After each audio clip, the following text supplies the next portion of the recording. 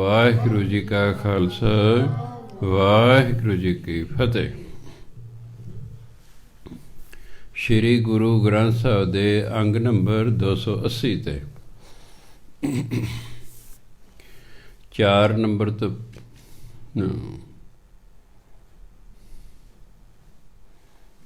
5 number ਤੋਂ ਬਾਅਦ, ਹਾਂਜੀ ਕਿ 4 ਤੋਂ ਬਾਅਦ ਹੈ?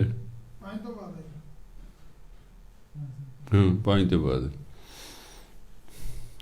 संत का दोखी इਉਂ बिल लाए, ज्यों जल बिहून मछली तड़फड़ाए।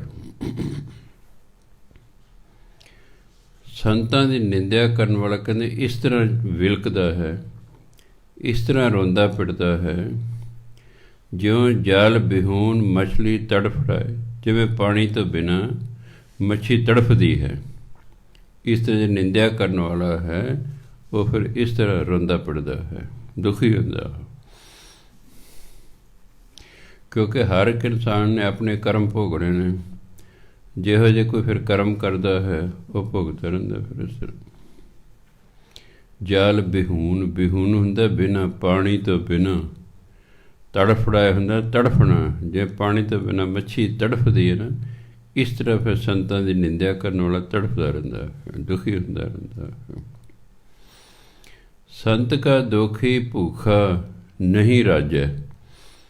ਸੰਤਾਂ ਦਾ ਦੋਖੀ ਸਦਾ ਭੁੱਖਾ ਰਹਿੰਦਾ ਹੈ, ਭਾਵ ਉਹਦਾ ਮਨ ਕਦੇ ਰਾਜਦਾ ਹੀ ਨਹੀਂ ਹੈ।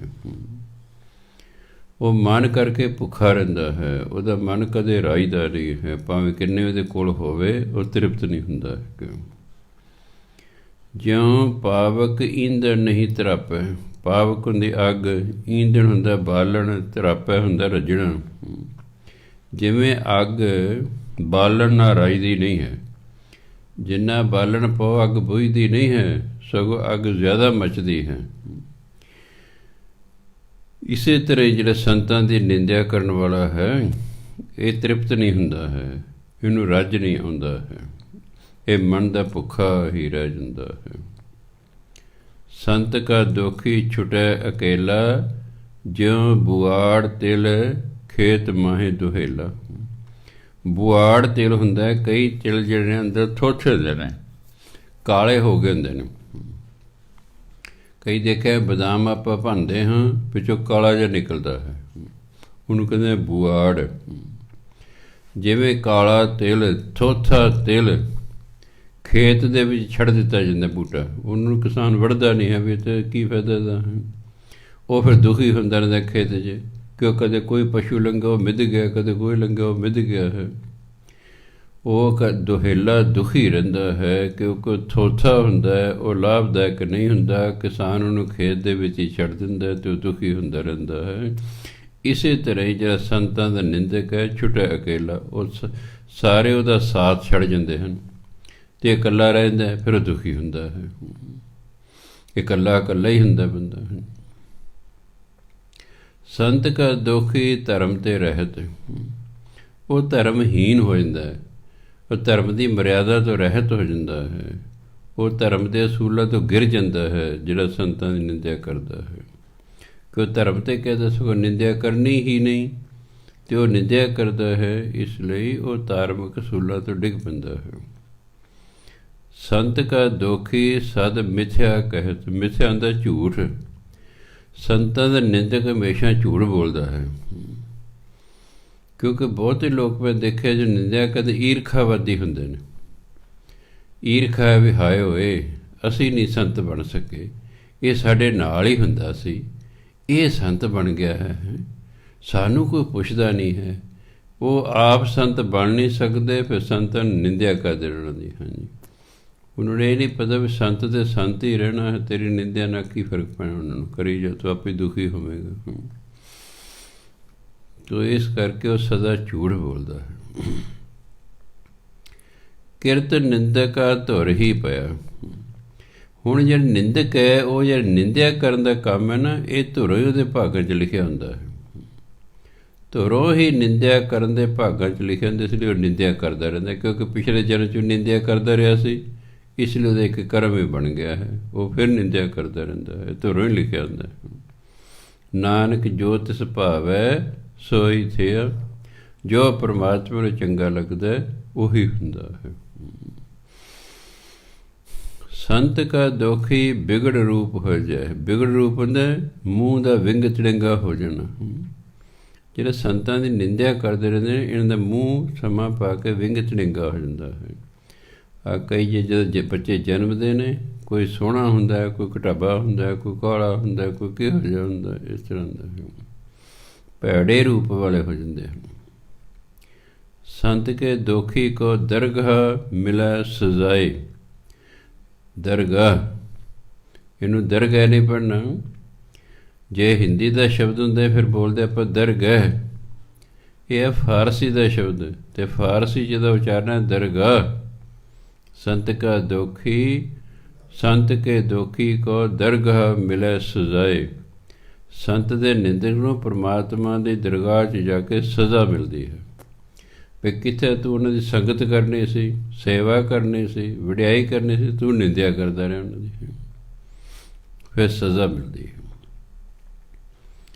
ਸੰਤ ਕਾ ਦੁਖੀ ਸਦਾ ਸਹਿਕਾਈਏ। ਸਹਿਕਣਾ ਹੁੰਦਾ, ਜੇ ਬੰਦਾ ਇੱਕ ਬਹੁਤ ਪਿਆਸ ਲੱਗੀ ਹੈ, ਪਾਣੀ ਮਿਲ ਨਹੀਂ ਰਿਹਾ, ਸਹਿਕ ਰਿਹਾ, ਜਾਂ ਬਹੁਤ ਜ਼ਿਆਦਾ ਜ਼ਖਮ ਹੋ ਗਏ ਨੇ, ਜਾਨ ਨਹੀਂ ਨਿਕਲ ਰਹੀ, ਸਹਿਕ ਰਿਹਾ ਹੈ, ਪਰ ਦੁਖੀ ਹੋ ਰਿਹਾ ਹੈ। ਸੰਤਾਂ ਦਾ ਜਿਹੜੇ ਨਿੰਦਕ ਹੈ ਹਮੇਸ਼ਾ ਦੁਖੀ ਰਹਿੰਦਾ ਹੈ, ਸਹਿਕਦਾ ਰਹਿੰਦਾ ਹੈ।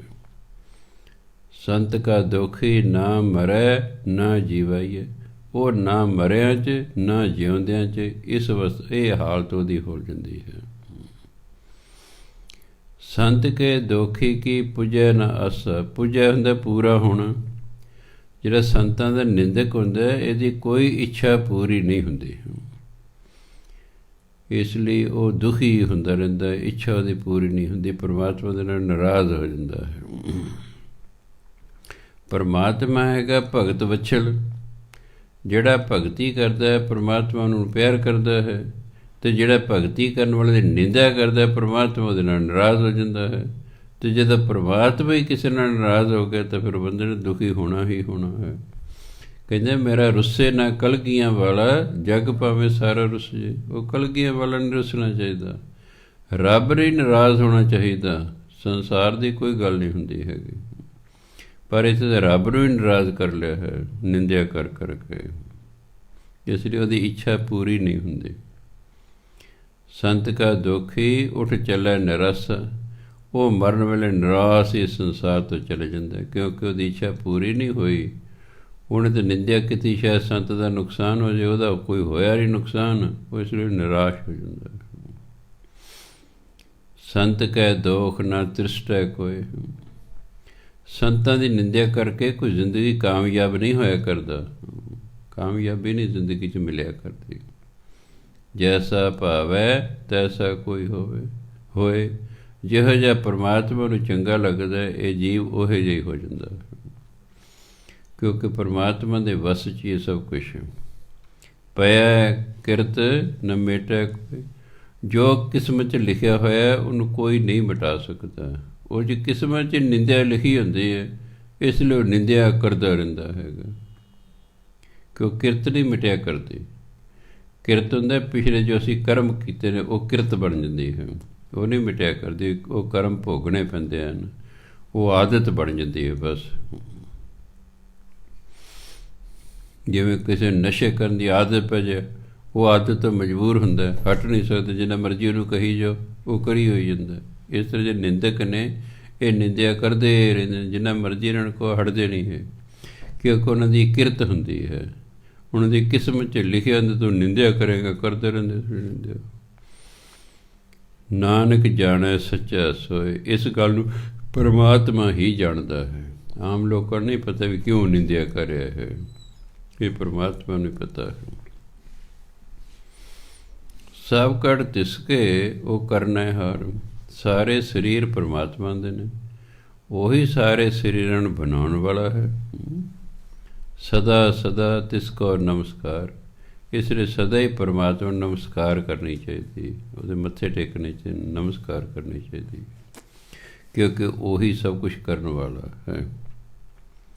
ਪ੍ਰਭ ਕੀ ਉਸਤਤ ਕਰੋ ਦਿਨ ਰਾਤ। ਹੈ ਭਾਈ ਦਿਨ ਰਾਤ ਪਰਮਾਤਮਾ ਦੀ ਵਡਿਆਈ ਕਰੋ। ਤਾਂ ਕਹਿੰਦੇ ਸਾਜ ਸਾਜ ਸਿਮਰੋ ਗੋਬਿੰਦ। ਊਠਤ ਬੈਠਤ ਸੋਵਤ ਜਾਗਤ, ਇਹ ਮਨ ਤੁਝੇ ਚਿਤਾਰੇ। ਉੜਦਿਆਂ ਬੈਠਦਿਆਂ ਸੁੱਤਿਆਂ ਜਾਗਦਿਆਂ ਉਹਨੂੰ ਯਾਦ ਕਰਦੇ ਰਹਿਣਾ ਪਰਮਾਤਮਾ ਨੂੰ। ਸੋ ਕਹਿੰਦੇ ਪ੍ਰਭ ਕੀ ਉਸਤਤ ਕਰੋ ਦਿਨ ਰਾਤ। ਭਾਈ ਦਿਨ ਰਾਤ ਪਰਮਾਤਮਾ ਦੀ ਵਡਿਆਈ ਕਰੋ। ਤਿਸੈ ਧਿਆਵੋ ਸਾਸ ਗਿਰਾਸ। ਸਾਸ ਹੁੰਦਾ ਸਾਹ ਲੈਣਾ, ਗਿਰਾਸ ਹੁੰਦਾ ਸਾਹ ਛੱਡਣਾ। ਸਾਹ ਲੈਣ ਵੇਲੇ ਵੀ ਵਾਹਿਗੁਰੂ ਕਹੋ, ਅਤੇ ਜੇ ਸਾਹ ਬਾਹਰ ਕੱਢਣਾ ਫਿਰ ਵੀ ਵਾਹਿਗੁਰੂ ਕਹੋ। ਵਾਹਿਗੁਰੂ ਵਾਹਿਗੁਰੂ ਵਾਹਿਗੁਰੂ ਵਾਹਿਗੁਰੂ, ਇਸ ਤਰ੍ਹਾਂ ਕਰਦੇ ਰਹਿਣਾ। ਸਵਾਸ ਸਵਾਸ ਉਹਦਾ ਸਿਮਰਨ ਕਰਨਾ। ਸਭ ਕੁਛ ਵਰਤ ਤਿਸ ਕਾ ਕੀਆ। ਜੋ ਕੁਛ ਹੋ ਰਿਹਾ ਹੈ ਉਹ ਉਹੀ ਕਰ ਰਿਹਾ ਹੈ, ਉਹਦਾ ਕੀਤਾ ਹੀ ਵਰਤ ਰਿਹਾ ਸਭ ਕੁਛ। ਅਸੀਂ ਆਪਣੀ ਮਰਜ਼ੀ ਨਹੀਂ ਕਰ ਸਕਦੇ। ਉਹ ਜਿੱਤ ਜਿੱਤ ਲਾਵੋ ਤਿੱਤ ਲੱਗਣਾ ਵਾਲੀ ਗੱਲ ਹੈ। ਜਿਸ ਜਿਸ ਪਾਸੇ ਪਰਮਾਤਮਾ ਲਾਉਂਦਾ ਜੀਵ ਉਸੇ ਪਾਸੇ ਲੱਗਾ ਹੋਇਆ ਹੈ। ਜੈਸਾ ਕਰੇ ਤੈਸਾ ਕੋ ਥੀਆ। ਜਿਹੋ ਜਿਹਾ ਪਰਮਾਤਮਾ ਕਿਸੇ ਨੂੰ ਬਣਾਉਂਦਾ ਹੈ ਉਹੋ ਜਿਹਾ ਜੀਵ ਬਣ ਜਾਂਦਾ ਹੈ। ਕਿਸੇ ਨੂੰ ਭਜਨ ਬੰਦਗੀ 'ਤੇ ਲਾਤਾ, ਕਿਸੇ ਨੂੰ ਨਿੰਦਿਆ ਕਰਨ 'ਤੇ ਲਾਤਾ, ਕਿਸੇ ਨੂੰ ਪੁੰਨਦਾਨ ਕਰਨ 'ਤੇ ਲਾਤਾ, ਕਿਸੇ ਨੂੰ ਲੁੱਟਾਂ ਖੋਹਾਂ 'ਤੇ ਲਾਤਾ। ਬਸ ਜੈਸਾ ਕਰੇ ਤੈਸਾ ਕੋ ਥੀਆ। ਜਿਹੋ ਜਿਹਾ ਕੋਈ ਕਰਦਾ ਉਹੋ ਜਿਹਾ ਫਿਰ ਹੋ ਜਾਂਦਾ ਹੈ। ਆਪਣਾ ਖੇਲ ਆਪ ਕਰਨਾ ਹਾਰ। ਇਹ ਸਾਰਾ ਸੰਸਾਰ ਜੇ ਬਣਾਇਆ ਪਰਮਾਤਮਾ ਦਾ ਖੇਲ ਹੈ। ਉਹ ਆਪਣੇ ਖੇਲ ਨੂੰ ਆਪ ਹੀ ਕਰਨ ਵਾਲਾ ਹੈ। ਇਹ ਜਗਤ ਤਮਾਸ਼ਾ ਉਹਨੇ ਬਣਾਇਆ ਹੈ, ਆਪ ਹੀ ਉਹ ਤਮਾਸ਼ਾ ਬਣਾਉਣ ਵਾਲਾ ਹੈ। ਦੂਸਰ ਕੌਣ ਕਹੈ ਵਿਚਾਰ। ਦੂਜਾ ਕਿਹੜਾ ਜਿਹੜਾ ਹੋਰ ਕੋਈ ਵਿਚਾਰ ਦੱਸ ਸਕੇ। ਜੋ ਕਰਦਾ ਸਭ ਪਰਮਾਤਮਾ ਹੀ ਕਰਦਾ ਹੈ। ਦੂਸਰਾ ਤਾਂ ਕੋਈ ਹੈ ਹੀ ਨਹੀਂ ਜਿਹੜਾ ਕੋਈ ਵਿਚਾਰ ਪ੍ਰਗਟ ਕਰ ਸਕੇ। ਜਿਸ ਨੂੰ ਕਿਰਪਾ ਕਰੈ ਤਿਸ ਆਪਣ ਨਾਮ ਦੇ। ਜਿਸ 'ਤੇ ਪਰਮਾਤਮਾ ਕਿਰਪਾ ਕਰਦਾ ਉਹਨੂੰ ਆਪਣੇ ਨਾਮ ਦੀ ਦਾਤ ਦੇ ਦਿੰਦਾ। ਵੀ ਲੈ ਭਾਈ ਸੱਜਣ ਨਾ ਮੇਰਾ ਨਾਮ ਜਪ। ਆਪਾਂ ਜੇ ਸਤਸੰਗ ਕਰ ਰਹੇ ਮੀਂਹ ਦੇ ਵਿੱਚ ਵੀ ਆਏ ਹੋਏ ਆ ਤਾਂ ਪਰਮਾਤਮਾ ਦੀ ਕਿਰਪਾ ਹੈ। ਨਹੀਂ ਤਾਂ ਅਗਲਾ ਕਹਿੰਦਾ ਯਾਰ ਕਣੀਆਂ ਪੈਂਦੀਆਂ ਕਿਹੜਾ ਜਾਊਗਾ। ਕਣੀਆਂ ਪੈਂਦਿਆਂ ਦੇ ਵਿੱਚ ਵੀ ਆ ਗਏ ਕਿ ਨਹੀਂ ਆ ਗਿਆ। ਬੀਬੀਆਂ ਵੀ ਆ ਗਏ, ਭਾਈ ਵੀ ਆ ਗਏ ਨੇ। ਇਹਦਾ ਮਤਲਬ ਪਰਮਾਤਮਾ ਦੀ ਵਿਸ਼ੇਸ਼ ਹੀ ਕਿਰਪਾ ਤਾਂ ਹੀ ਆ ਗਏ ਨਾ। ਨਹੀਂ ਤਾਂ ਠੰਡ 'ਚ ਰਜਾਈ ਬੜੀ ਚੰਗੀ ਲੱਗਦੀ ਹੈ, ਕਿਹੜਾ ਨਿਕਲੂਗਾ। ਕੋਈ ਕੰਬਲ 'ਚ ਪਿਆ, ਕੋਈ ਰਜਾਈ ਲੈ ਕੇ ਪਿਆ। 95% ਤਾਂ ਰਜਾਈਆਂ ਉੱਪਰ ਲੈ ਕੇ ਬੈਠੇ ਹੋਣੇ, ਕੋਈ ਕੰਬਲ ਲੈ ਕੇ ਬੈਠਾ ਹੋਏਗਾ। ਪਰ ਜਿਸ 'ਤੇ ਪਰਮਾਤਮਾ ਕਿਰਪਾ ਕਰਦਾ ਉਹ ਸਤਸੰਗ 'ਚ ਆ ਜਾਂਦਾ ਹੈ। ਬਾਬਾ ਫਰੀਦ ਦੇ ਕਹਿਣ ਵਾਂਗ ਗਲੀਏ ਚਿੱਕੜ ਦੂਰ ਘਰ, ਨਾਲ ਪਿਆਰੇ ਨੇ। ਚੱਲਾਂ ਤਾਂ ਭਿੱਜੈ ਕੰਬਲੀ, ਰਾਹਾਂ ਤਾਂ ਟੁੱਟਿਆ ਨੇ। ਕਹਿੰਦੇ ਮੇਰੇ ਗੁਰੂ ਦਾ ਘਰ ਮੇਰੇ ਤੋਂ ਦੂਰ ਹੈ, ਮੀਂਹ ਪੈ ਰਿਹਾ, ਰਾਹ 'ਚ ਚਿੱਕੜ ਹੈ। ਜੇ ਮੈਂ ਜਾਨਾ ਮੇਰੀ ਕੰਬਲੀ ਭੇਜਦੀ ਹੈ, ਜੇ ਘਰ ਰਹਿਣਾ ਫਿਰ ਪਿਆਰ ਟੁੱਟਦਾ। ਫਿਰ ਕਹਿੰਦੇ ਭਿੱਜੋ ਸਿੱਜੋ ਕੰਬਲੀ, ਅੱਲਾ ਵਰਸੈ ਮੇਹੋ। ਮੈਂ ਜਾਏ ਮਿਲਾਂ ਤਿਨ ਸੱਜਣਾ, ਟੁੱਟੇ ਨਾਹੀ ਨੇ। ਕਹਿੰਦਾ ਮੀਂਹ ਪੈਂਦਾ ਪਈ ਜੋ, ਕੰਬਲੀ ਭੇਜਦੀ ਭਿੱਜੀ ਜੋ। ਮੈਂ ਤਾਂ ਆਪਣੇ ਪਿਆਰੇ ਨੂੰ ਜਾ ਕੇ ਮਿਲਣਾ ਤਾਂ ਜੋ ਮੇਰਾ ਪਿਆਰ ਟੁੱਟ ਨਾ ਜਾਵੇ। ਕਈ ਇੱਥੋਂ ਤੱਕ ਨੇ ਅਤੇ ਕਈ ਕਿ ਜਾਂ ਰੋਜ਼ ਹੀ ਜਾਂਦੇ, ਇੱਕ ਦਿਨ ਨਹੀਂ ਜਾਵਾਂਗੇ ਤਾਂ ਕੀ ਹੁੰਦਾ। ਰੋਜ਼ ਹੀ ਕਥਾ ਸੁਣਦੇ, ਕਿਤੇ ਨਾ ਸੁਣਾਂਗੇ। ਆਹੀ ਕਹਿੰਦੇ ਭਾਈ ਸ਼ੁਭ ਕਰਮ ਕਰਿਆ ਕਰੋ, ਨਾਮ ਜਪਿਆ ਕਰੋ। ਤੱਤ ਸਾਰ ਤਾਂ ਆਹੀ ਹੈ। ਪਰ ਇਹੀ ਨਹੀਂ ਨਾ ਪੈਂਦਾ, ਇਹੀ ਦਿਮਾਗ 'ਚ ਨਹੀਂ ਗੱਲ ਪੈ ਰਹੀ ਵੀ ਸ਼ੁਭ ਕਰਮ ਕਰੋ ਅਤੇ ਨਾਮ ਜਪੋ। ਜਿੱਦੇ ਦਿਮਾਗ 'ਚ ਬੈਠ ਗਈ ਉਹਦੇ ਅਸੀਂ ਸ਼ੁਭ ਕਰਮ ਕਰਾਂਗੇ ਅਤੇ ਨਾਮ ਜਪਾਂਗੇ, ਫਿਰ ਹੋਰ ਕੁਛ ਕਰਨਾ ਹੀ ਨਹੀਂ ਅਸੀਂ। ਪਰ ਨਹੀਂ, ਇੱਥੇ ਤਾਂ ਅਸ਼ੁਭ ਕਰਮ ਵੀ ਹੋ ਰਹੇ ਹਨ। ਸੋ ਇਸ ਲਈ ਜਿਸ ਨੂੰ ਕਿਰਪਾ ਕਰੇ ਤਿਸ ਆਪਣ ਨਾਮ ਦੇ। ਜਿਸ 'ਤੇ ਪਰਮਾਤਮਾ ਕਿਰਪਾ ਕਰਦਾ ਉਹਨੂੰ ਆਪਣੇ ਨਾਮ ਦੀ ਦਾਤ ਦਿੰਦਾ ਹੈ। ਬੜ ਭਾਗੇ ਨਾਨਕ ਜਨ ਸੇ। ਉਹ ਜਨ ਵੱਡੇ ਭਾਗਾਂ ਵਾਲੇ ਹਨ ਜਿਨ੍ਹਾਂ 'ਤੇ ਪਰਮਾਤਮਾ ਕਿਰਪਾ ਕਰਕੇ ਨਾਮ ਦੀ ਦਾਤ ਬਖਸ਼ਦਾ ਹੈ। ਸੇ ਜਿਹੜਾ ਸ਼ਬਦ ਹੈ ਸੱਸੇ ਲਾਈ ਨੇ ਸਿਆਰੇ ਸੇ, ਇਹ ਬਹੁਵਚਨ ਹੈ। ਇਸ ਲਈ ਜਨ ਜਿਹੜਾ ਨੰਨੇ ਨੌਕੜ ਨਹੀਂ ਲਾਇਆ ਗੁਰੂ ਮਹਾਰਾਜ ਨੇ।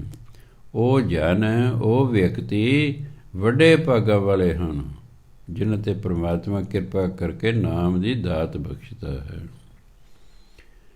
ਇੱਥੋਂ ਤੱਕ 13ਵੀਂ ਅਸ਼ਟਪਦੀ ਸਮਾਪਤ ਹੋ ਗਈ। ਹੁਣ 14ਵੀਂ ਅਸ਼ਟਪਦੀ ਸ਼ੁਰੂ ਹੁੰਦੀ ਹੈ। ਹਰ ਇੱਕ ਅਸ਼ਟਪਦੀ ਦੇ ਆਰੰਭ ਦੇ ਵਿੱਚ ਸ਼ਲੋਕ ਹੁੰਦਾ ਹੈ। ਸਾਰੀ ਅਸ਼ਟਪਦੀ ਉਸ ਸ਼ਲੋਕ ਦੇ ਅਨੁਸਾਰ ਘੁੰਮਦੀ ਹੈ। ਤਤ ਸਾਰ ਹੁੰਦਾ ਸ਼ਲੋਕ 'ਚ।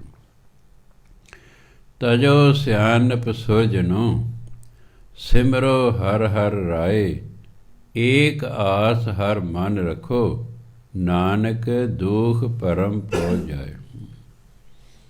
ਤਜੋ ਸਿਆਣਪ ਸੁਰਜਨੋ, ਸੁਰਜ ਦੇਵਤੇ ਨੂੰ ਕਹਿੰਦੇ ਨੇ। ਹੇ ਦੇਵਤਿਆਂ ਵਰਗੇ ਇਨਸਾਨੋਂ ਆਪਣੀ ਸਿਆਣਪ ਛੱਡੋ। ਤਜੋ ਮੈਨੇ ਛੱਡੋ। ਹੇ ਦੇਵਤਿਆਂ ਵਰਗੇ ਇਨਸਾਨੋਂ ਆਪਣੀ ਸਿਆਣਪ ਛੱਡੋ। ਸਿਮਰੋ ਹਰ ਹਰ ਰਾਏ, ਪਰਮਾਤਮਾ ਦਾ ਨਾਮ ਜਪੋ, ਆਪਣੀ ਸਿਆਣਪ ਛੱਡੋ। ਆਪਣੀ ਸਿਆਣਪ ਹੋਰ ਕਹਿੰਦੀ ਹੈ, ਗੁਰੂ ਮਹਾਰਾਜ ਹੋਰ ਕਹਿੰਦੇ ਨੇ। ਇਸ ਲਈ ਸਾਨੂੰ ਆਪਣੀ ਸਿਆਣਪ ਛੱਡਣੀ ਪਏਗੀ, ਤਾਂ ਹੀ ਅਸੀਂ ਸਿਮਰਨ ਕਰ ਸਕਦੇ ਹਾਂ। ਆਪਣੀ ਛੱਡਾਂਗੇ, ਗੁਰੂ ਦੀ ਗ੍ਰਹਿਣ ਕਰਾਂਗੇ, ਤਾਂ ਹੀ ਗੱਲ ਬਣੇਗੀ ਨਾ।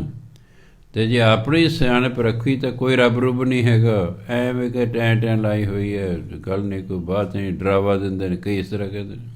ਹੁਣ ਜੇ ਆਪਣੀ ਅਕਲ ਨਾ, ਤਾਂ ਕਹੇ ਭਲੇ ਪੁਰਸ਼ੋ ਆਪਣੀ ਸਿਆਣਪ ਛੱਡੋ, ਸਿਮਰੋ ਹਰ ਹਰ ਰਾਏ, ਪਰਮਾਤਮਾ ਦਾ ਸਿਮਰਨ ਕਰੋ। ਏਕ ਆਸ ਹਰ ਮਨ ਰੱਖੋ, ਨਾਨਕ ਦੁਖ ਪਰਮ ਭਉ ਜਾਏ। ਇੱਕ ਪਰਮਾਤਮਾ 'ਤੇ ਆਸ ਰੱਖੋ। ਪਰਮਾਤਮਾ 'ਤੇ ਆਸ ਰੱਖਣਾ ਕਿ ਤੁਹਾਡਾ ਦੁੱਖ, ਤੁਹਾਡਾ ਭਰਮ, ਭਉ ਹੁੰਦਾ ਡਰ, ਤੁਹਾਡਾ ਡਰ ਸਾਰਾ ਖਤਮ ਹੋ ਜਾਏਗਾ। ਦੁੱਖ ਖਤਮ ਹੋ ਜਾਏਗਾ, ਜੋ ਭਰਮ ਵਹਿਮ ਹੈ ਉਹ ਖਤਮ ਹੋ ਜਾਏਗਾ, ਭਉ ਹੈ ਜੋ ਡਰ ਹੈ ਉਹ ਖਤਮ ਹੋ ਜਾਏਗਾ। ਬਸ ਪਰਮਾਤਮਾ 'ਤੇ ਆਸ ਰੱਖਣੀ ਹੈ।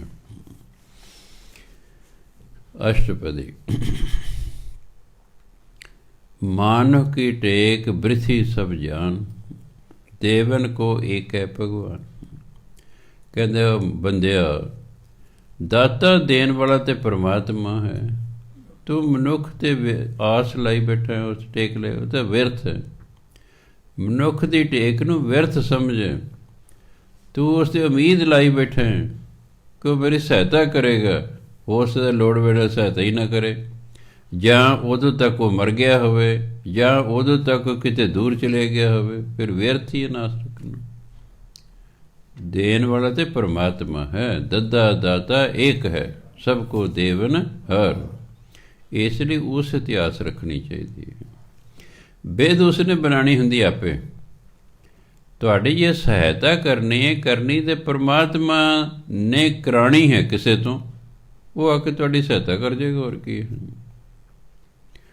ਤੁਸੀਂ ਬੈਠੇ ਹੋ, ਤੁਹਾਨੂੰ ਮਿਲਣ ਆ ਗਿਆ, ਤੁਸੀਂ ਸਹਿਜ ਸੁਭਾਅ ਕੋਈ ਗੱਲ ਕਰੀ, ਯਾਰ ਮੇਰੇ ਮੁੰਡੇ ਨੂੰ ਕੋਈ ਨੌਕਰੀ ਨਹੀਂ ਮਿਲਦੀ ਹੈਗੀ। ਉਹ ਕਹਿੰਦੇ ਲੈ ਮਿਨਿਸਟਰ ਮੇਰਾ ਜਾਣੂ ਹੈ, ਮੈਂ ਦਿਲਾ ਦਿੰਦਾ, ਚਲੋ ਦਿਲਾ ਦਿੰਦਾ। ਆਸ ਪਰਮਾਤਮਾ ਦੀ ਰੱਖੀ ਸੀ, ਪਰਮਾਤਮਾ ਨੇ ਬਿਧ ਬਣਾ ਦੀ, ਬੰਦਾ ਭੇਜਤਾ। ਉਹ ਗੱਲ ਸ਼ੁਰੂ ਹੋਈ, ਉਹ ਕਹਿੰਦਾ ਮੈਂ ਕਰਾ ਦਿੰਦਾ। ਪਰਮਾਤਮਾ ਉਸ ਬੰਦੇ ਦੇ ਵਿੱਚ ਬਹਿ ਗਿਆ ਅਤੇ ਉਹਦਾ ਕੰਮ ਕਰਾਤਾ। ਆਸ ਪਰਮਾਤਮਾ 'ਤੇ ਰੱਖਣੀ ਚਾਹੀਦੀ ਹੈ। ਬੰਦਾ ਤਾਂ ਐਵੇਂ ਸਾਧਨ ਹੁੰਦਾ ਹੈ, ਬੰਦਾ ਕਰਤਾ ਨਹੀਂ ਹੁੰਦਾ। ਅਸੀਂ ਕਰਤਾ ਸਮਝ ਲੈਂਦੇ ਉਸ ਨੂੰ, ਇੱਥੇ ਅਸੀਂ ਮਾਰ ਖਾਂਦੇ ਹਾਂ। ਮਨੁੱਖ ਕਰਤਾ ਨਹੀਂ ਹੈ, ਮਨੁੱਖ ਸਾਧਨ ਹੈ। ਕਰਤਾ ਤਾਂ ਇੱਕੋ ਪਰਮਾਤਮਾ ਹੀ ਹੈ। ਬਸ ਅਸੀਂ ਤਾਂ ਸਾਧਨ ਹਾਂ, ਸਾਡੇ ਰਾਹੀਂ ਤਾਂ ਉਸਨੇ ਕਰਾਉਣਾ। ਅਸੀਂ ਨਹੀਂ ਕੁਛ ਕਰ ਸਕਦੇ, ਉਹਨੇ ਸਾਡੇ ਰਾਹੀਂ ਕਰਾਉਣਾ। ਚੰਗਾ ਕਰਾ ਲਏ, ਮੰਦਾ ਕਰਾ ਲਏ, ਵਧੀਆ ਕਰਾ ਲਏ, ਘਟੀਆ ਕਰਾ ਲਏ, ਵੱਡਾ ਕੰਮ ਕਰਾ ਲਏ, ਛੋਟਾ ਕਰਾ ਲਏ, ਬਹਾਦਰੀ ਵਾਲਾ ਕਰਾ, ਡਰਪੋਕਾਂ ਵਾਲਾ ਕਰਾ ਲਏ, ਉਹ ਕਰਾਉਣਾ ਤਾਂ ਉਹਨੇ ਇਸ ਸਾਧਨ। ਅਸੀਂ ਕਦੋਂ ਮਾਰ ਖਾਂਦੇ? ਜਦੋਂ ਅਸੀਂ ਕਰਤਾ ਬਣ ਜਾਂਦੇ। ਮੈਂ ਕੀਤਾ, ਮੈਂ ਕਰ ਸਕਦਾ ਹਾਂ, ਇੱਥੇ ਆ ਕੇ ਬੰਦਾ ਮਾਰ ਖਾਂਦਾ। ਪਰਮਾਤਮਾ ਕਹਿੰਦਾ ਮੈਂ ਹੀ ਕਰਨ ਕਰਾਉਣ ਵਾਲਾ ਕੰਮ ਲਿਆ, ਤੂੰ ਕੀ ਕਰ ਸਕਦਾ ਹੈ? ਜੇ ਮੈਂ ਆਪਣੀ ਸ਼ਕਤੀ ਤੇਰੇ ਵਿੱਚੋਂ ਖਿੱਚ ਲਾਂ, ਕੱਖ ਵੀ ਨਹੀਂ ਤੇਰੇ ਕੋਲ ਰਹਿਣਾ। ਸੋ ਇਸ ਲਈ ਕਹਿੰਦੇ ਮਨੁੱਖ ਦੀ ਜਿਹੜੀ ਟੇਕ ਹੈ ਨਾ, ਇਹਨੂੰ ਤਾਂ ਵਿਅਰਥ ਸਮਝ। ਦੇਣ ਵਾਲਾ ਤਾਂ ਪਰਮਾਤਮਾ ਹੈ, ਉਹਦਾ ਨਾਮ ਜਪ, ਆਪੇ ਦੇਵੇਗਾ। ਜਿਹੜੇ ਸਿਰ ਉੱਤੇ ਪਰਮਾਤਮਾ 'ਤੇ ਨਿਰਭਰ ਨੇ, ਪਰਮਾਤਮਾ ਉਹਨਾਂ ਨੂੰ ਦਿੰਦਾ ਹੈ। ਭਾਈ ਸਾਹਿਬ ਭਾਈ ਰਘਵੀਰ ਸਿੰਘ ਜੀ ਹੋਏ ਕਲਕੱਤੇ ਦੇ, ਉਹ ਕਦੇ ਉਹ ਪ੍ਰੋਫੈਸਰ ਲੱਗੇ ਸਨ ਇੰਗਲਿਸ਼ ਦੇ, ਅਤੇ ਕਹਿੰਦਾ ਮੈਂ ਸੂਟਡ ਬੂਟਡ ਟਾਈ ਫਾਈ ਲਾਈ ਕੋਟ ਪੈਂਟ ਪਾਇਆ ਬਾਜ਼ਾਰ 'ਚ ਜਾ ਰਿਹਾ। ਸੜਕ ਦੇ ਕੰਢੇ 'ਤੇ ਇੱਕ ਮੰਗਤਾ ਬੈਠਾ ਹੈ। ਭਲੇ ਜ਼ਮਾਨੇ ਸਨ ਜਿਸ ਵੇਲੇ ਕਹਿੰਦੇ ਬਾਬਾ ਜੀ 2 ਪੈਸੇ ਦਿਓ। ਕਹਿੰਦੇ ਮੈਂ ਕਿਹਾ ਕੀ ਕਰੇਗਾ? ਕਹਿੰਦਾ ਮੈਂ ਰੋਟੀ ਖਾਣੀ। ਮੈਂ ਉਹਨੂੰ 2 ਪੈਸੇ ਦਿੱਤੇ। ਉਹ ਮੇਰੇ ਸਾਹਮਣੇ ਹੋਟਲ 'ਤੇ ਗਿਆ, ਉਹ ਰੋਟੀ ਲਈ ਉਹਨੇ ਅਤੇ ਆ ਕੇ ਖਾਣ ਲੱਗ ਪਿਆ। ਕੁਦਰਤੀ ਅਗਲੇ ਦਿਨ ਫਿਰ ਮੈਂ ਉੱਥੇ ਲੰਘ ਰਿਹਾ, ਮੈਨੂੰ ਕਹਿੰਦੇ ਬਾਬਾ ਜੀ 2 ਪੈਸੇ ਦਿਓ। ਮੈਂ ਉਹਨੂੰ ਆਨਾ ਦਿੱਤਾ। ਉਹ ਕਹਿੰਦਾ ਵੀ ਮੈਂ ਤਾਂ 2 ਪੈਸੇ ਮੰਗੇ, ਤੂੰ ਮੈਨੂੰ 4 ਕਿਉਂ ਦਿੱਤੇ? ਕਹਿੰਦਾ ਕੱਲ੍ਹ ਨੂੰ ਕੰਮ ਆ ਜਾਣਗੇ। ਉਹਨੇ ਕਹਿੰਦਾ ਮੇਰੇ 2 ਪੈਸੇ ਸੁੱਟਤੇ ਅਤੇ ਮੇਰੇ ਵੱਲ ਅੱਖਾਂ ਕੱਢ ਕਹਿੰਦਾ ਐ ਮੂਰਖ, क्या तुम समझते कल को अल्लाह मर जाएगा? जिस अल्लाह ने आज मुझे रोटी दी है वो कल को भी देगा। कहते मेरे 2 पैसे सुटते, 2 रख ले। मैं कहना सारी मेरी पढ़ाई पढ़ोसी सारी खत्म हो गई। मैं क्या धन है बंदा यार, इन्ना अल्लाह ते विश्वास है जिहड़ा अज दे रहा खाण नूं कल नूं भी देवेगा। क्यों? उन्होंने मनुख ते आस ही नहीं रखी, परमात्मा ते रखी। बस परमात्मा आप ही भेज देंगे 2 पैसे देने लिए। चल बई सज्जना वो बैठा है, उन्होंने तू देने ने, हाँ जी वो ड्यूटी ला ते दे बई। सो इस करके पर इन्ना विश्वास किसी विरले टामे का हुंदा है, नहीं तो विश्वास बंदे का डोल जाता है। जिसके दिए रहे अगाए, अगाए हिंदी का शब्द है रज्जे रहना। जिस दे दित्तिया मनुख फिर रज्जिया रहिंदा है। मनुख नूं दित्तिया मनुख भुखा रहिंदा है। रब जो दित्ता फिर रजा दिंदा है, रज्जिया रहिंदा। बहोर ना तृष्णा लागे आए, मुड़ के फिर तृष्णा नहीं लगती, कोई इच्छा ही नहीं रहिंदी हैगी। कि परमात्मा मानसिक तौर ते उसनूं रजा दिंदा है। उन्होंने विश्वास हुंदा है मारै राखै एको आप, मानुख कह किछ नाही हाथ। मारन वाला भी रखन वाला वो परमात्मा ही है, मनुख दे हथ च कुछ नहीं है। ये तो मनुख है मैं डरदा रहिंदा मैनूं कोई मार ना जाए। जदों परमात्मा ने मरवाउणा फिर बॉडी गार्ड ही मार जा करते हैं, तो जे नहीं मरवाउणा तो फिर भावें तेरे कोल कुछ भी नहीं, तां भी नहीं, तां भी नहीं। जिवें कि फौजी सी, चलो कई दी भजन बंदगी अच्छी होंदी है। वो कहंदा उड़ी सैक्टर है कश्मीर च बारामूला दे, कहंदा उत्थे मैं क्यों दरिया लंघदा है बारामूला दे विचों, झेलम दरिया दे कंढे ते बहुत वधिया पत्थर दी सिल सी। शाम दा वेला सी, उत्थे मैं बैठा सिमरन कर रहा। की देखदा जंगल दे विच एक शेर निकले, वो सीधे ही मेरे वल नूं आ रहा। पर मैं सिमरन करता रहा कि मैनू ये विश्वास सी कि परमात्मा के हुक्म तो बिना मैनू शेर नहीं खा सकता, तो जो वह हुक्म आए तो फिर मैनू कोई बचा नहीं सकता। कदे इन्ना मेरा दृढ़ विश्वास सी। मैं सिमरन करता रहा कि जो शेर मेरे नेड़े देखदी तो मेरे आले दुआले लोहे का जंगला उसर गया। शेर पंजे मारी गया, जंगल च कोई पेश नहीं गई। शेर चले गया तो मेरे देखते जंगल मेरे आले दुआले हट गया, तो मैं उठ के घर नूं तुर गया। या फिर इन्ना विश्वास हो, पर इन्ना विश्वास किसी विरले टाइम का ही हुंदा। नहीं चला भज लेंदा शेर आ गया विच सिमरन सिमरन रहर हो जाना सी। पर उन्हें विश्वास सी कि मारन वाला तो रखन वाला वो है। शेर मैनू तां ही मारेगा जे परमात्मा का हुक्म है, उन्हें मैनू किवें मार सकदा। तो जे उन्हें मैनू मरवाउणा ही है तो फिर ठीक है, फिर मैं बैठा हाँ। उन्हें शेर ही मैनू मरवाना होना, मैं बैठा रहा सिमरन करता। मैं सिमरन नहीं छड्डिया, आपे ही शेर चले गए। मैं देखते थे मेरे दुआले लोहे का जंगला खड़ा हो गया है। वो अपने पंजे जंगले च मारी गया, जंगला टुटिया नहीं उस तो, वो चले गए। मुड़ के घर नूं आ गए। सो इसलिए मारै राखै एको आप, मानुख कै किछ नाही हाथ। सो मारन वाला ते रखन वाला एक परमात्मा है, मनुख के हाथ कुछ नहीं है। तिसका हुक्म बूझ सुख होए। परमात्मा के हुक्म नूं समझण तो बाद ही सुख की प्राप्ति होंदी है। क्योंकि उहदा की हुक्म है कि जो कह रहे ठीक कर, बस ਪਰ ਫਿਰ ਜੋ ਹੋ ਰਿਹਾ ਬਸ ਠੀਕ ਹੋ ਰਿਹਾ, ਜੋ ਹੋ ਰਿਹਾ ਠੀਕ ਹੋ ਰਿਹਾ। ਉਹਨਾਂ ਨੂੰ ਕੋਈ ਗਿਲਾ ਨਹੀਂ ਹੁੰਦਾ, ਉਹਨਾਂ ਨੂੰ ਵਿਸ਼ਵਾਸ ਹੁੰਦਾ ਪਰਮਾਤਮਾ ਜੋ ਕਰ ਰਿਹਾ ਠੀਕ ਕਰ, ਤਤੀ ਤਵੀ 'ਤੇ ਬੈਠੇ ਕਿ ਠੀਕ ਹੈ, ਉਹਦੀ ਰਜ਼ਾ ਹੈ, ਉਹਦੀ ਰਜ਼ਾ ਹੈ। ਅਸੀਂ ਆਪਣੀ ਕੋਈ ਰਿਧੀ ਸਿੱਧੀ ਨਹੀਂ ਇੱਥੇ ਵਰਤਣੀ, ਕੋਈ ਤਵੀਆਂ ਠੰਡੀਆਂ ਨਹੀਂ ਕਰਨੀਆਂ, ਉਹਦੀ ਰਜ਼ਾ ਹੈ ਕਿ ਅਸੀਂ ਤਤੀ ਤਵੀ 'ਤੇ ਬੈਠੀਏ, ਬਸ ਅਸੀਂ ਬੈਠ ਗਏ ਹਾਂ। ਉਹਨਾਂ ਨੂੰ ਰਜ਼ਾ ਦਾ ਪਤਾ ਸੀ, ਅਸੀਂ ਕਿਤਾਬਾਂ 'ਚ ਪੜ੍ਹੇ ਹੋਈ ਹੈ ਰਜ਼ਾ, ਇਸ ਲਈ ਅਸੀਂ ਡੋਲ ਜਾਂਦੇ, ਕਿਉਂਕਿ ਇਹ ਤਾਂ ਕਿਤਾਬੀ ਗਿਆਨ ਹੈ। ਇਹ ਗੁਰੂ ਮਹਾਰਾਜ ਦਾ ਗਿਆਨ ਹੈ, ਅਜੇ ਸਾਡਾ ਆਪਣਾ ਨਹੀਂ ਹੋਇਆ ਹੈ। ਜਦੋਂ ਆਪਣਾ ਹੋ ਗਿਆ ਹੀ ਗਿਆਨ, ਫਿਰ ਅਸੀਂ ਵੀ ਡੋਲਣੋਂ ਹਟ ਜਾਵਾਂਗੇ। ਫਿਰ ਪਰਮਾਤਮਾ ਨੇ ਸਮਰੱਥਾ ਹੀ ਸਾਨੂੰ ਇੰਨੀ ਦੇ ਦੇਣੀ ਹੈ ਕਿ ਆਰੇ ਨਾ ਚੀਰੀ ਜੋ ਤਾਂ ਵੀ ਬੰਦਾ ਨਹੀਂ ਡੋਲੇਗਾ। ਹੁਣ ਪਰਮਾਤਮਾ ਸਮਰੱਥਾ ਦਿੰਦਾ, ਨਹੀਂ ਬੰਦੇ ਦੀ ਕੀ ਤਾਕਤ ਹੈ ਜੀ ਵੀ ਆਰੇ ਨਾਲ ਤੁਹਾਨੂੰ ਕੋਈ ਚੀਰ ਰਿਹਾ ਅਤੇ ਤੁਸੀਂ ਸੀ ਵੀ ਨਾ ਕਰੋ। ਪਰਮਾਤਮਾ ਦੀ ਰਜ਼ਾ ਨਾਲ ਹੀ ਬੈਠੇ ਸਨ ਅਤੇ ਉਹਦੀ ਰਜ਼ਾ 'ਚ ਰਹਿ ਕੇ। ਇਸ ਲਈ ਇਹ ਕੋਈ ਵਿਰਲੇ ਟਾਵੇਂ ਕਰੋੜਾਂ 'ਚ ਇੱਕ ਅੱਧੇ ਹੁੰਦੇ ਵਿਅਕਤੀ ਜਿਹੜੇ ਇਸ ਅਵਸਥਾ ਦੇ ਹੁੰਦੇ ਨੇ। ਤਿਸ ਕਾ ਹੁਕਮ ਬੂਝ ਸੁਖ ਹੋਏ, ਤਿਸ ਕਾ ਨਾਮ ਰੱਖ ਕੰਠ ਪਰੋਏ। ਕਹਿੰਦੇ ਉਹਦੇ ਨਾਂ ਨੂੰ ਗਲੇ ਨਾਲ ਪਰੋ ਕੇ ਰੱਖ। ਪਰੋ ਕੇ ਰੱਖਣ ਦਾ ਭਾਵ ਕੀ ਹੈ ਵੀ ਹਰ ਵਕਤ ਉਹਦੇ ਨਾਮ ਨੂੰ ਯਾਦ ਰੱਖ, ਉਹਦਾ ਨਾਮ ਜਪਦਾ ਰਹਿ, ਭੁੱਲਣਾ ਨਹੀਂ ਕਹਿੰਦੇ, ਉਹਦੇ ਨਾਮ ਨੂੰ ਜਪਦੇ ਰਹਿਣਾ। ਸਿਮਰ ਸਿਮਰ ਸਿਮਰ ਪ੍ਰਭ ਸੋਏ, ਨਾਨਕ ਵਿਗੜ ਨਾ ਲਾਗੇ ਕੋਈ। ਪਰਮਾਤਮਾ ਦਾ ਸਿਮਰਨ ਕਰਦੇ ਰਹੋ, ਕਰਦੇ ਰਹੋ, ਕਰਦੇ ਰਹੋ ਕਿ ਤੁਹਾਡੇ ਵਿਘਨ ਹੀ ਕੋਈ ਨਹੀਂ ਆਵੇਗਾ ਕੰਮ 'ਚ, ਤੁਹਾਡੇ ਕਿਸੇ ਕੰਮ 'ਚ ਕੋਈ ਵਿਘਨ ਹੀ ਨਹੀਂ ਆਵੇਗਾ। ਲਾਈਨਾਂ ਕਲੀਅਰ ਹੋ ਜਾਣਗੀਆਂ ਪਰਮਾਤਮਾ ਦੇ ਨਾਮ ਨਾਲ।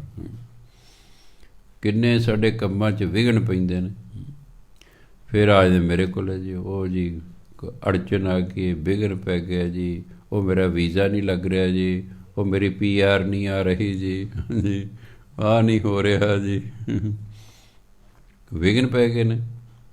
ਕਿਉਂ ਭਜਨ ਬੰਦਗੀ ਕੀਤੀ ਨਹੀਂ ਤੇ ਵਿਘਨ ਪੈ ਜਾਂਦੇ। ਫਿਰ ਅਸੀਂ ਪਾੜ ਦਿੰਦੇ ਹਾਂ ਘਰ ਪਾਠ, ਉਹ ਪਾੜ ਕਰਦਾ ਵਿਘਨ ਖਤਮ ਹੋ ਜਾਂਦਾ ਅਤੇ ਉਹਦੀ ਲਾਈਨ ਕਲੀਅਰ ਹੋ ਜਾਂਦੀ।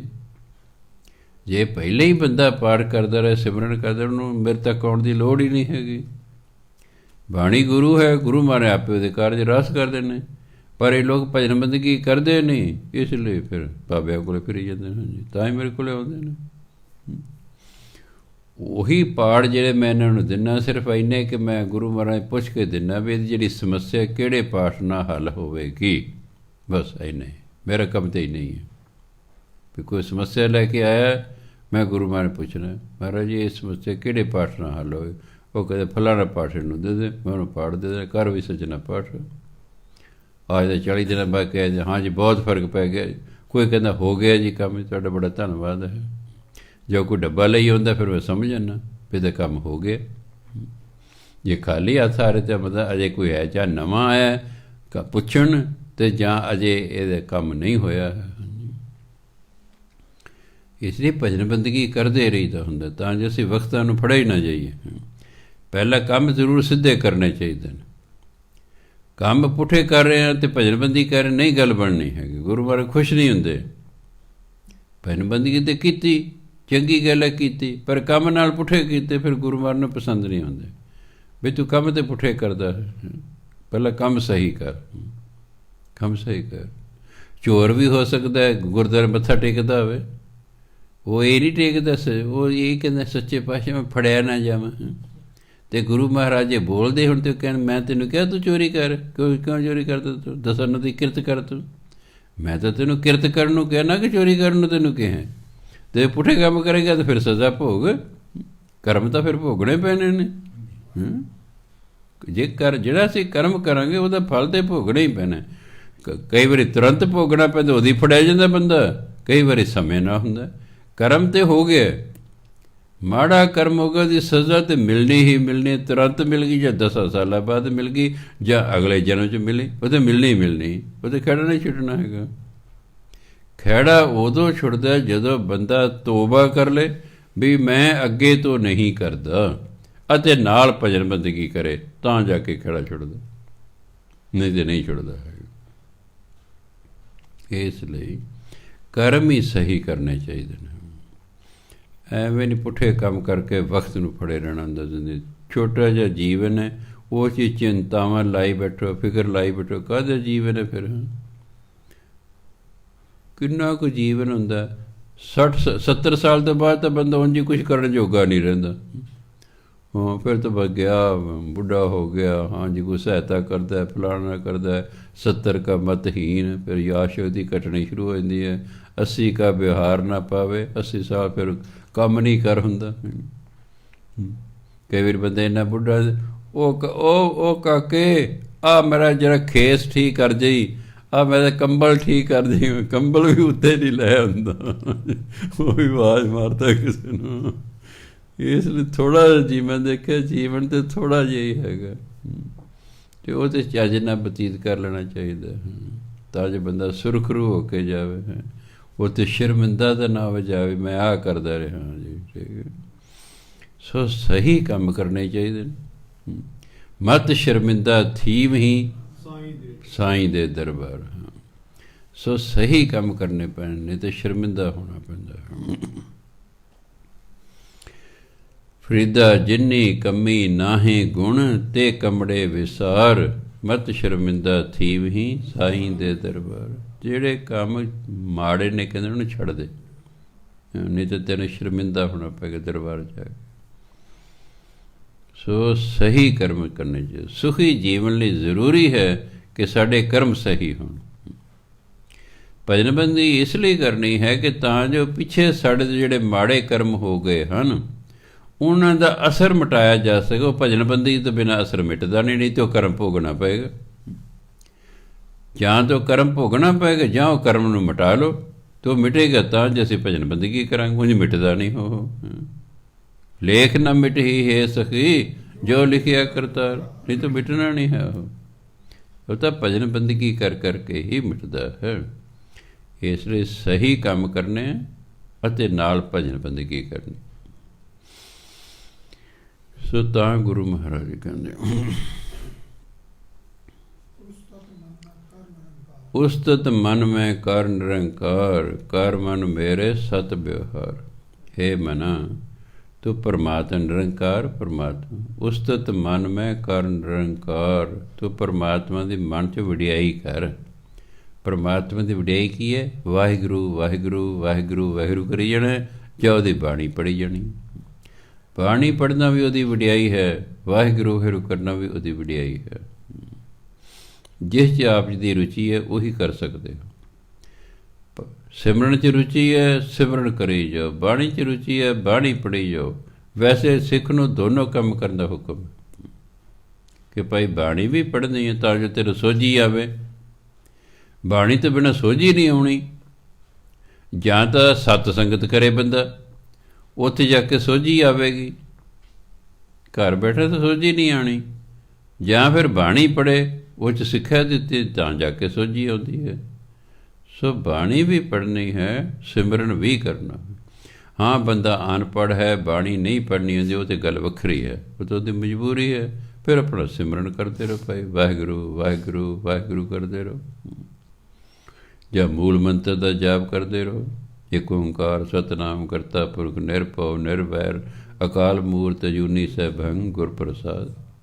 ਸਿਮਰਨ ਕਰਦੇ ਰਹੋ, ਮੂਲ ਮੰਤਰ ਜਾਪ ਕਰਦੇ ਰਹੋ, ਕੁਛ ਤਾਂ ਕਰੋ ਕਦੇ।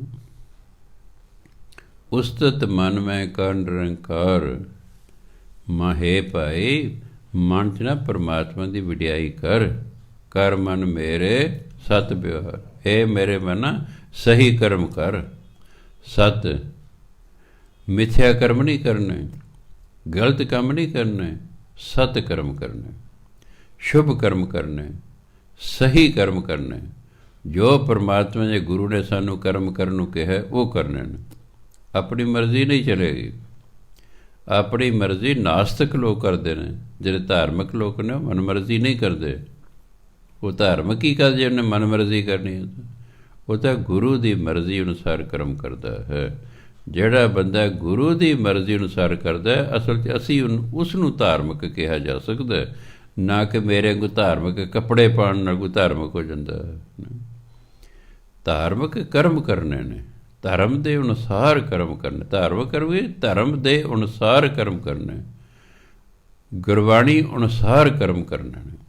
ਉਹਦੇ 'ਚ ਫਿਰ ਸ਼ੁਭ ਕਰਮ ਵੀ ਲਿਖਿਆ ਅਤੇ ਨਾਮ ਜਪਣਾ ਵੀ ਲਿਖਿਆ ਹੋਇਆ ਭਈ ਸ਼ੁਭ ਕਰਮ ਵੀ ਕਰੋ, ਨਾਮ ਵੀ ਜਪੋ। ਇਹ ਸਤ ਵਿਹਾਰ ਹੈ। ਨਿਰਮਲ ਰਸਨਾ ਅੰਮ੍ਰਿਤ ਪੀਓ। ਰਸਨਾ ਦੇ ਨਾਲ ਕਹਿੰਦਾ ਤੁਸੀਂ ਅੰਮ੍ਰਿਤ ਪੀਓ। ਪਰਮਾਤਮਾ ਦੇ ਨਾਮ ਨੂੰ ਅੰਮ੍ਰਿਤ ਕਿਹਾ। ਅੰਮ੍ਰਿਤ ਏਕੋ ਨਾਮ ਹੈ, ਪਰਮਾਤਮਾ ਦਾ ਨਾਮ ਅੰਮ੍ਰਿਤ ਹੈ। ਆ ਬਾਹਰ ਦੇ ਖੰਡੇ ਦੀ ਪੋਹਲ ਹੈ, ਇਹ ਗੁਰਮੰਤਰ ਹੈ। ਇਹ ਗੁਰਮੰਤਰ ਦੇ ਜਾਪ ਨਾਲ ਜਿਹੜਾ ਅੰਦਰ ਅੰਮ੍ਰਿਤ ਹੈ ਉੱਥੋਂ ਤੱਕ ਅਸੀਂ ਪਹੁੰਚਣਾ ਹੈ। ਧਰਤੀ ਹੇਠਾਂ ਪਾਣੀ ਹੈ, ਹੁਣ ਉਹਦੇ ਤੱਕ ਪਹੁੰਚਣਾ ਹੈ। ਖੂਹ ਪੱਟਣਾ ਪਏਗਾ, ਜਾਂ ਨਲਕਾ ਲਾਉਣਾ ਪਏਗਾ, ਜਾਂ ਟਿਊਬਵੈੱਲ ਲਾਉਣਾ ਪਏਗਾ। ਫਿਰ ਨਿਰਾ ਉਸ ਤਰ੍ਹਾਂ ਨੇ ਉੱਤੋਂ ਪਾਣੀ ਛੱਡਣਾ ਪਏਗਾ, ਤਾਂ ਹੇਠਲਾ ਪਾਣੀ ਉੱਪਰ ਨੂੰ ਆਵੇਗਾ। ਨਲਕਾ ਲਾ ਲਿਆ, ਜਿੰਨੇ ਜੇ ਉੱਪਰੋਂ ਪਾਣੀ ਨਹੀਂ ਨਾ ਪਾਈਪ 'ਚ ਪਾਉਂਦੇ, ਹੇਠਲਾ ਪਾਣੀ ਉੱਪਰ ਨਹੀਂ ਆਉਂਦਾ, ਉੱਪਰੋਂ ਪਾਉਣਾ ਪੈਂਦਾ। ਇਹ ਵਾਹਿਗੁਰੂ ਵਾਹਿਗੁਰੂ ਰੂਪੀ ਗੁਰਮੰਤਰ ਰੂਪੀ ਪਾਣੀ ਅੰਮ੍ਰਿਤ ਅਸੀਂ ਉੱਪਰੋਂ ਪਾਉਣਾ, ਹੇਠਲੇ ਅੰਮ੍ਰਿਤ ਤੱਕ ਪਹੁੰਚ ਜਾਏਗਾ, ਫਿਰ ਆਪੇ ਬਾਹਰ ਨੂੰ ਆਈ ਜਾਏਗਾ। ਇਸ ਕਰਕੇ ਨਿਰਮਲ ਰਸਨਾ ਅੰਮ੍ਰਿਤ ਪੀਓ। ਇਸ ਤਰ੍ਹਾਂ ਜਿਹੜੀ ਰਸਨਾ ਹੈ ਨਾ ਉਹ ਨਿਰਮਲ ਹੋ ਜਾਏਗੀ, ਕਿਉਂਕਿ ਨਾਮ ਜਪਿਆ ਰਸਨਾ ਨਿਰਮਲ ਹੋ ਗਈ ਹੈ। ਫਿਰ ਇਹ ਨਾਮ ਰਸ ਨੂੰ ਪੀਂਦੀ ਹੈ। ਸਦਾ ਸੁਹੇਲਾ ਕਰ ਲਿਹ ਜੀਓ। ਸੁਹੇਲਾ ਮੈਨੇ ਸੁਖੀ, ਦੁਹੇਲਾ ਮੈਨੇ ਦੁਖੀ, ਸੁਹੇਲਾ ਮੈਨੇ ਸੁਖੀ। ਇਸ ਤਰ੍ਹਾਂ ਤੁਹਾਡੀ ਜਿੰਦ ਸੁਖੀ ਹੋ ਜਾਏਗੀ। ਜੀਓ ਮੈਨੇ ਜਿੰਦ। ਕਹਿੰਦੇ ਨਾਮ ਜਪੋ, ਨਾਮ ਅੰਮ੍ਰਿਤ ਪੀਓ। ਇਸ ਤਰ੍ਹਾਂ ਤੁਹਾਡੀ ਜਿੰਦ ਸੁਖੀ ਹੋ ਜਾਵੇਗੀ। ਨੈਣੋ ਪੇਖ ਠਾਕੁਰ ਕਾ ਰੰਗ। ਰੰਗ ਇਹ ਸੰਸਾਰ ਇੱਕ ਤਮਾਸ਼ਾ ਹੈ, ਉਹਨੂੰ ਰੰਗ ਕਿਹਾ ਹੈ। ਦਸਮ ਪਾਤਸ਼ਾਹ ਕਿ ਦੇਖਣ ਆਇਓ ਜਗਤ ਤਮਾਸ਼ਾ। ਨੈਣੋ ਪੇਖ ਠਾਕੁਰ ਕਾ ਰੰਗ। ਅੱਖਾਂ ਨਾਲ ਪਰਮਾਤਮਾ ਦਾ ਰੰਗ ਵੇਖ, ਉਹਦੇ ਇਸ ਤਮਾਸ਼ੇ ਨੂੰ ਵੇਖ।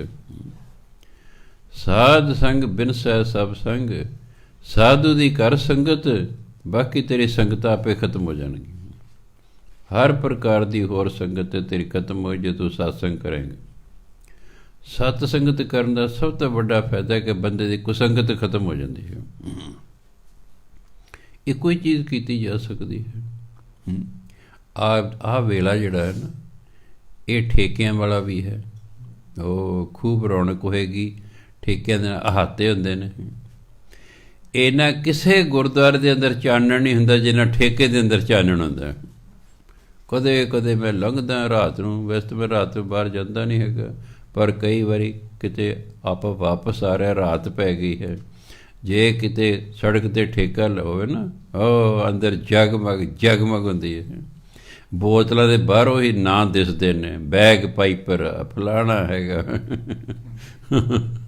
ਇੰਨਾ ਚਾਨਣ ਹੁੰਦਾ। ਸੋ ਇਸ ਲਈ ਆਹੀ ਵੇਲਾ ਠੇਕਿਆਂ ਦਾ, ਆਹੀ ਵੇਲਾ ਸਤਸੰਗ ਦਾ। ਤੁਹਾਡੀ ਗੁੱਡ ਲੱਕ ਹੈ ਕਿ ਪਰਮਾਤਮਾ ਨੇ ਸਤਸੰਗ ਸ਼ੁਰੂ ਕਰਾਤੀ, ਆਪਾਂ ਸਤਸੰਗ ਕਰਨ ਲੱਗ ਪਏ। ਠੇਕੇ ਟੁੱਕੇ ਤੋਂ ਕਿਹੜਾ ਛੁੱਟ ਗਿਆ ਬੰਦੇ ਦਾ। ਨਹੀਂ ਆਹਰ ਕਰੇ ਮਾਨਾ ਇਹਨੇ ਕਿਤੇ ਦਾ ਜਾਣਾ, ਇਹ ਕਿਤੇ ਦਾ ਇਹ ਜਾਊਗਾ, ਤੁਹਾਨੂੰ ਲੈ ਕੇ ਜਾਏਗਾ ਨਾ। ਚੰਗੇ ਪਾਸੇ ਲੈ ਜੇ, ਮੰਦੇ ਪਾਸੇ ਲੈ ਜੇ। ਚੰਗੇ ਪਾਸੇ ਜਾਣ ਲੱਗ ਜਾਂਗੇ, ਹੌਲੀ ਹੌਲੀ ਹੌਲੀ ਮਨ ਨੂੰ ਵੀ ਆਦਤ ਪੈ ਜਾਂਦੀ ਹੈ, ਫਿਰ ਉਹ ਵੀ ਫਿਰ ਚੰਗੇ ਪਾਸੇ ਨੂੰ ਸਾਨੂੰ ਲਿਜਾਣ ਲੱਗ ਜਾਂਦਾ ਹੈ। ਸਾਧ ਸੰਗ ਬਿਨਸੈ ਸਭ ਸੰਗ। ਗੁਰੂ ਦੀ ਸੰਗਤ, ਸਾਧੂ ਦੀ ਸੰਗਤ ਕਰਕੇ ਹੋਰ ਹਰ ਪ੍ਰਕਾਰ ਦੀ ਸੰਗਤ ਖਤਮ ਹੋ ਜਾਂਦੀ ਹੈ। ਚਰਨ ਚਲੋ ਮਾਰਗ ਗੋਬਿੰਦ। ਚਰਨਾਂ ਦੇ ਨਾਲ ਰੱਬ ਦੇ ਰਾਹ 'ਤੇ ਤੁਰੋ। ਰੱਬ ਨੂੰ ਕਿਹੜਾ ਰਾਹ ਜਾਂਦਾ? ਆਹ ਸਤ ਸੰਗਤ, ਇਹ ਰਸਤਾ ਹੈ ਰੱਬ ਨੂੰ ਜਾਣਦਾ। ਜਿਹਨੇ ਰੱਬ ਨੂੰ ਮਿਲਣਾ ਨਾ, ਉਹਨੂੰ ਫਿਰ ਸਤ ਸੰਗਤ ਦੇ ਥਰੂ ਜਾਣਾ ਪੈਣਾ। ਕਿਉਂ? ਸਤ ਸੰਗਤ ਗੁਰੂ ਦੀ ਸੰਗਤ ਹੈ, ਅਤੇ ਗੁਰੂ ਰਾਹੀਂ ਰੱਬ ਤੱਕ ਪਹੁੰਚ ਸਕਦਾ ਹੈ। ਇਸੇ ਜਿਹੜਾ ਸਤ ਸੰਗਤ ਕਰਦਾ ਰਹੇਗਾ, ਭਾਵ ਗੁਰੂ ਦੀ ਸੰਗਤ ਕਰਦਾ ਰਹੇਗਾ, ਸਮਝੋ ਰੱਬੀ ਰਾਹ 'ਤੇ ਤੁਰ ਪਿਆ, ਇੱਕ ਦਿਨ ਆਪਣੀ ਮੰਜ਼ਿਲ 'ਤੇ ਪਹੁੰਚ ਜਾਏਗਾ। ਚਰਨ ਚਲੋ ਮਾਰਗ ਗੋਬਿੰਦ। ਫਿਰ ਕੀ ਹੋਏਗਾ? ਮਿਟੇ ਪਾਪ ਜਪੀਆ ਹਰ ਬਿੰਦ। ਥੋੜ੍ਹੀ ਦੇਰ ਵੀ ਜੇ ਅਸੀਂ ਜਾਪ ਕਰ ਲਾਂਗੇ ਨਾ, ਸਾਡੇ ਸਾਰੇ ਪਾਪ ਖਤਮ ਹੋ ਜਾਣਗੇ। ਪਾਪ ਖਤਮ ਹੋ ਜਾਣ ਨਾਮ ਜਪਣ ਨਾਲ। ਕਿਉਂ? ਜੇ ਪਾਪ ਖੜੇ ਨੇ ਤਾਂ ਉਹਨਾਂ ਦੀ ਸਜ਼ਾ ਵੀ ਖੜੀ ਹੈ। ਗੱਲ ਹੈ ਨਾ। ਨਾਮ ਜਪਾਂਗੇ, ਪਾਪ ਖਤਮ ਹੋ ਜਾਣੇ। ਪਾਪ ਖਤਮ ਹੋ ਗਏ, ਸਜ਼ਾ ਖਤਮ ਹੋ ਗਈ। ਤਾਂ ਬਾਣੀ ਪੜ੍ਹਨੀ ਹੈ, ਤਾਂ ਨਾਮ ਜਪਣਾ। ਦੇਖੋ ਹੁਣ ਤਾਂ ਸਾਫ਼ ਹੀ ਕਰਤਾ ਉਹਨਾਂ ਨੇ, ਮਿਟਾਏ ਪਾਪ ਜਪੀਏ ਹਰ ਬਿੰਦ। ਪਰਮਾਤਮਾ ਦਾ ਨਾਮ ਜਪਣਾ ਪਾਪ ਖਤਮ ਹੋ ਜਾਂਦੇ ਨੇ। ਪਾਪ ਖਤਮ ਹੋ ਗਏ, ਸਜ਼ਾ ਆਪਣੇ ਆਪ ਹੀ ਖਤਮ ਹੋ ਗਈ। ਜੇ ਪਾਪ ਖੜਾ ਹੈ ਤਾਂ ਫਿਰ ਸਜ਼ਾ ਵੀ ਖੜੀ ਹੈ। ਪਾਪ ਹੋ ਜਾਂਦੇ ਨੇ ਇਨਸਾਨ ਤੋਂ, ਸਾਰੇ ਇਨਸਾਨ ਗਲਤੀਆਂ ਕਰਦੇ ਨੇ। ਉਹ ਤਾਂ ਕੋਈ ਕਰੋੜਾਂ 'ਚ ਇੱਕ ਅੱਧਾ ਹੈ ਜਿਹੜੇ ਕਦੇ ਜ਼ਿੰਦਗੀ ਗਲਤੀ ਕੀਤੀ ਨਾ ਹੋਵੇ, ਨਹੀਂ ਜਾਣੇ ਅਣਜਾਣੇ 'ਚ ਗਲਤੀ ਹੋ ਜਾਂਦੀ ਹੈ, ਪਾਪ ਹੋ ਗਿਆ ਹੈ, ਉਹ ਤਾਂ ਸਜ਼ਾ ਖੜੀ ਹੈ। ਉਹ ਤਾਂ ਖਤਮ ਹੋਏਗੀ ਜੇ ਅਸੀਂ ਨਾਮ ਜਪਾਂਗੇ, ਬਾਣੀ ਪੜ੍ਹਾਂਗੇ। ਜੋ ਬਾਣੀ ਪੜ੍ਹਾਂਗੇ, ਨਾਮ ਜਪ, ਉਹ ਪਾਪ ਜਿਹੜਾ ਸੀ ਹੈ ਉਹ ਮਿਟ ਜਾਏਗਾ, ਉਹਦੀ ਸਜ਼ਾ ਆਪਣੇ ਆਪ ਹੀ ਖਤਮ ਹੋ ਜਾਏਗੀ, ਤਾਂ ਅਸੀਂ ਸੁਖੀ ਰਹਿ ਸਕਦੇ ਹਾਂ। ਜੇ ਸ਼ੁਭ ਕਰਮ ਕਰਾਂਗੇ ਠੀਕ ਹੈ, ਸ਼ੁਭ ਕਰਮਾਂ ਤੋਂ ਬਿਨਾਂ ਤਾਂ ਭਜਨ ਬੰਦੀ ਦਾ ਕੋਈ ਫਾਇਦਾ ਹੀ ਨਹੀਂ ਹੈਗਾ, ਉਹ ਤਾਂ ਫਲ ਹੀ ਨਹੀਂ ਲੱਗਦਾ ਹੈਗਾ। ਸ਼ੁਭ ਕਰਮ ਕੀਤਿਆਂ ਹੁਣ ਤਾਂ ਸਾਨੂੰ ਕੋਈ ਸਜ਼ਾ ਨਹੀਂ ਮਿਲੇਗੀ, ਕਿਉਂ ਸਾਡੇ ਕਰਮ ਸ਼ੁਭ ਨੇ। ਪਰ ਜਿਹੜੇ ਪਿੱਛੇ ਹੋ ਗਏ ਉਹ ਨਾਮ ਜਪੇ ਬਿਨਾਂ ਮਿਟਣੇ ਨਹੀਂ ਹੈਗੇ। ਤਾਂ ਸਾਨੂੰ ਬਾਣੀ ਪੜ੍ਹਨੀ ਪੈਂਦੀ, ਨਾਮ ਜਪਣਾ ਪੈਂਦਾ ਕਿ ਜੋ ਹੁਣ ਤੱਕ ਕਰਮ ਹੋ ਗਏ ਹੁਣ ਉਹ ਮਿਟ ਜਾਣ ਅਤੇ ਅਸੀਂ ਸੁਖੀ ਹੋ ਜਾਈਏ। ਇਸ ਲਈ ਸ਼ੁਭ ਕਰਮ ਵੀ ਕਰਨੇ, ਨਾਮ ਵੀ ਜਪਣਾ, ਬਾਣੀ ਵੀ ਪੜ੍ਹਨੀ। ਕਰ ਹਰ ਕਰਮ ਸ਼ਰਵਣ ਹਰ ਕਥਾ। ਇਹਨੂੰ ਸਰਵਣ ਨਹੀਂ ਪੜ੍ਹਨਾ, ਇਹ ਹਿੰਦੀ ਦਾ ਸ਼ਬਦ ਹੈ, ਅਤੇ ਹਿੰਦੀ ਉਚਾਰਨ ਦਾ ਸ਼ਰਵਣ, ਸੱਸੇ ਦੇ ਪੈਰ 'ਚ ਬਿੰਦੀ ਲਾ ਕੇ। ਸ਼ਰਵਣ ਵੀ ਨਹੀਂ ਬੋਲਣਾ, ਇਹਨੂੰ ਰਾਰਾ ਪੂਰਾ ਨਹੀਂ ਬੋਲਣਾ, ਫਿਰ ਹਿੰਦੀ ਦਾ ਨਹੀਂ ਰਹੇਗਾ, ਉਹ ਨਾ ਪੰਜਾਬੀ ਦਾ ਰਹੇਗਾ ਨਾ ਹਿੰਦੀ ਦਾ ਰਹੇਗਾ। ਸ਼ਰਵਣ, ਹਾਂ, ਕੰਨਾਂ ਨਾਲ। ਕਰ ਹਰ ਕਰਮ ਸ਼ਰਵਣ ਹਰ ਕਥਾ। ਉਹ ਕੰਮ ਕਰ ਜਿਹੜੇ ਹਰੀ ਨੂੰ ਪਸੰਦ ਨੇ, ਅਤੇ ਕੰਨਾਂ ਦੇ ਨਾਲ ਹਰੀ ਦੀ ਕਥਾ ਭਾਵ ਸਿਫਤ ਸਲਾਹ ਸੁਣ। ਕੰਨਾਂ ਨਾਲ ਪਰਮਾਤਮਾ ਦੀ ਸਿਫਤ ਸਲਾਹ ਕੋ ਸੁਣ, ਅਤੇ ਹੱਥਾਂ ਨਾਲ ਰੱਬੀ ਕਰਮ ਕਰ। ਹੱਥਾਂ ਨਾਲ ਉਹ ਕਰਮ ਕਰ ਜਿਹੜੇ ਪਰਮਾਤਮਾ ਨੂੰ ਚੰਗੇ ਲੱਗਦੇ ਨੇ, ਅਤੇ ਕੰਨਾਂ ਨਾਲ ਪਰਮਾਤਮਾ ਦੀ ਸਿਫਤ ਸਲਾਹ ਸੁਣ। ਤਾਂ ਹੀ ਗੁਰੂ ਮਹਾਰਾਜ ਕਹੇ ਭਾਈ ਕਿਰਤ ਕਰੋ, ਹੱਥਾਂ ਨਾਲ ਕਿਰਤ ਕਰੋ, ਰਸਨਾ ਨਾਲ ਆਪਣਾ ਨਾਮ ਜਪਦੇ ਰਹੋ। ਫਿਰ ਕੀ ਹੋਏਗਾ? ਹਰ ਦਰਗਾਹ ਨਾਨਕ ਉਜਲ ਮਥਾ। ਇਹ ਫਾਰਸੀ ਦਾ ਸ਼ੁੱਧ ਹੈ, ਦਾ ਉਚਾਰਨ ਦਰਗਾਹ। ਜੇ ਹਿੰਦੀ ਪੰਜਾਬੀ ਦਾ ਹੁੰਦਾ ਫਿਰ ਉਚਾਰਨ ਹੋਣਾ ਸੀ ਦਰਗਾਹ। ਇਹ ਫਾਰਸੀ ਦਾ ਹੈ, ਅਤੇ ਫਾਰਸੀ ਜਿਹਦਾ ਉਚਾਰਨ ਹੈ ਦਰਗਾਹ। ਹਰ ਦਰਗਾਹ ਨਾਨਕ ਉਜਲ ਮੱਥਾ। ਫਿਰ ਪਰਮਾਤਮਾ ਦੀ ਦਰਗਾਹ 'ਚ ਇਹਦਾ ਮੁੱਖ ਉਜਲਾ ਹੋਏਗਾ, ਇਹਨੂੰ ਸ਼ਰਮਿੰਦਾ ਨਹੀਂ ਹੋਣਾ ਪਏਗਾ।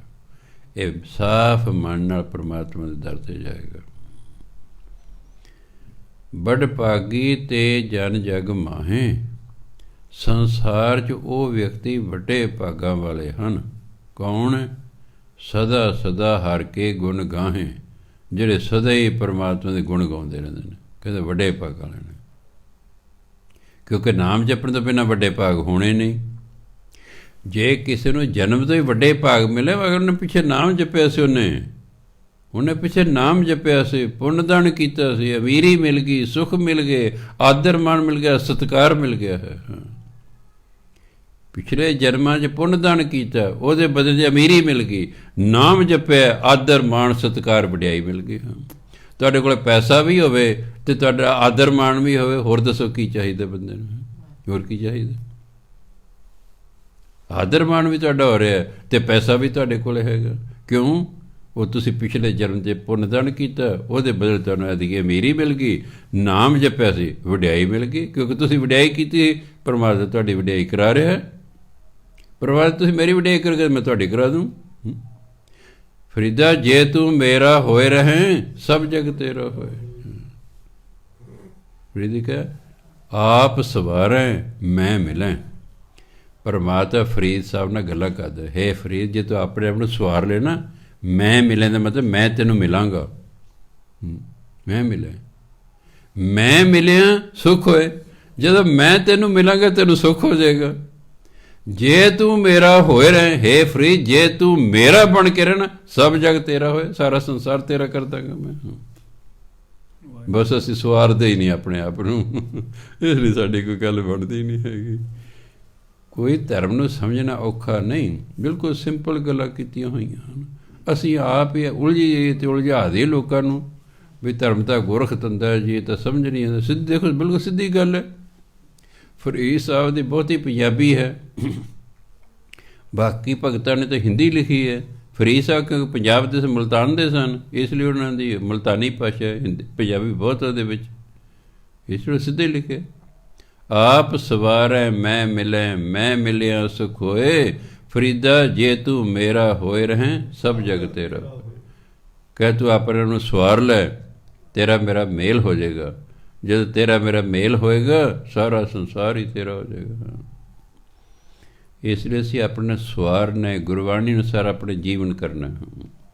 ਸਵਾਰਨ ਦਾ ਕੀ ਢੰਗ ਹੈ? ਆਪਣੇ ਜੀਵਨ ਨੂੰ ਗੁਰਬਾਣੀ ਅਨੁਸਾਰ ਕਰਨਾ, ਦਸਾਂ ਨੌਂ ਦੀ ਕਿਰਤ ਕਰਨੀ। ਭਾਵੇਂ ਔਖੇ ਹੋਵੋ ਜ਼ਿੰਦਗੀ 'ਚ, ਪਰਿਵਾਰ ਭਾਵੇਂ ਤੈਨੂੰ ਬੁਰਾ ਭਲਾ ਕਹਿੰਦਾ ਰਹੇ, ਤੂੰ ਉੱਤੋਂ ਨਹੀਂ ਕਮਾਉਂਦਾ, ਤੂੰ ਇਹ ਨਹੀਂ ਕਰਦਾ, ਤੇਰੇ ਨਾਲ ਵਾਲੇ ਦੇਖ ਕੋਠੀਆਂ ਵਾਲੇ ਹੋ ਗਏ ਨੇ, ਕਾਰਾਂ ਵਾਲੇ ਹੋ ਗਏ ਨੇ, ਤੂੰ ਹੀ ਫਿਰੀ ਜਾ ਸਕੂਟਰੀ ਜਿਹੇ। ਸੰਸਾਰ ਨੇ ਤਾਂ ਕਹੀ ਜਾਣਾ ਹੁੰਦਾ। ਅਸੀਂ ਤਾਂ ਗੁਰੂ ਦੀ ਨਜ਼ਰਾਂ ਸੱਚੇ ਸੁੱਚੇ ਰਹਿਣਾ। ਦਸਾਂ ਨੌਂ ਦੀ ਕਿਰਤ ਕਰਨੀ, ਇੱਕ ਆਪਣਾ ਚਾਲ ਚੱਲਣ ਉੱਚਾ ਰੱਖਣਾ। ਕਦੇ ਵੀ ਕਿਸੇ ਬਗਾਨੀ ਜਨਾਨੀ ਨੇ ਸਰੀਰਕ ਸੰਬੰਧ ਕਾਇਮ ਨਹੀਂ ਕਰਨਾ, ਨਹੀਂ ਤਾਂ ਤੁਹਾਨੂੰ ਜੇਲ੍ਹ ਲੈ ਜਾਏਗੀ। ਪਿਆਰ ਦੁਨੀਆ ਕਰਦੀ ਹੈ, ਪਿਆਰ ਨਾਲ ਨਹੀਂ ਕੋਈ ਜੇਲ੍ਹ ਜਾਂਦਾ। ਜਦੋਂ ਸਰੀਰਕ ਸੰਬੰਧ ਕਾਇਮ ਕੀਤੇ ਜਾਂਦੇ ਫੇਰ ਹੀ ਜੇਲ੍ਹ ਜਾਂਦਾ। ਕਿਉਂ? ਫਿਰ ਤਾਂ ਸਬੂਤ ਵੀ ਹੋ ਗਿਆ।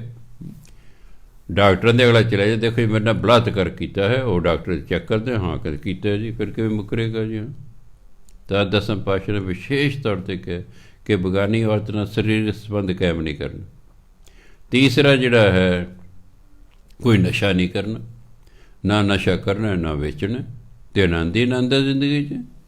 ਜਿਹੜਾ ਬੰਦਾ ਦਸਾਂ ਨੌਂ ਦੀ ਕਿਰਤ ਕਰ ਰਿਹਾ ਹੈ, ਜਿਸ ਬੰਦੇ ਦਾ ਚਾਲ ਚਲਨ ਉੱਚਾ ਹੈ, ਜਿਹੜਾ ਬੰਦਾ ਕੋਈ ਨਸ਼ਾ ਨਹੀਂ ਕਰ ਰਿਹਾ, ਥੋੜ੍ਹੇ ਜਿਹੇ ਪੈਸਿਆਂ 'ਚ ਗੁਜ਼ਾਰਾ ਹੋ ਜਾਂਦਾ।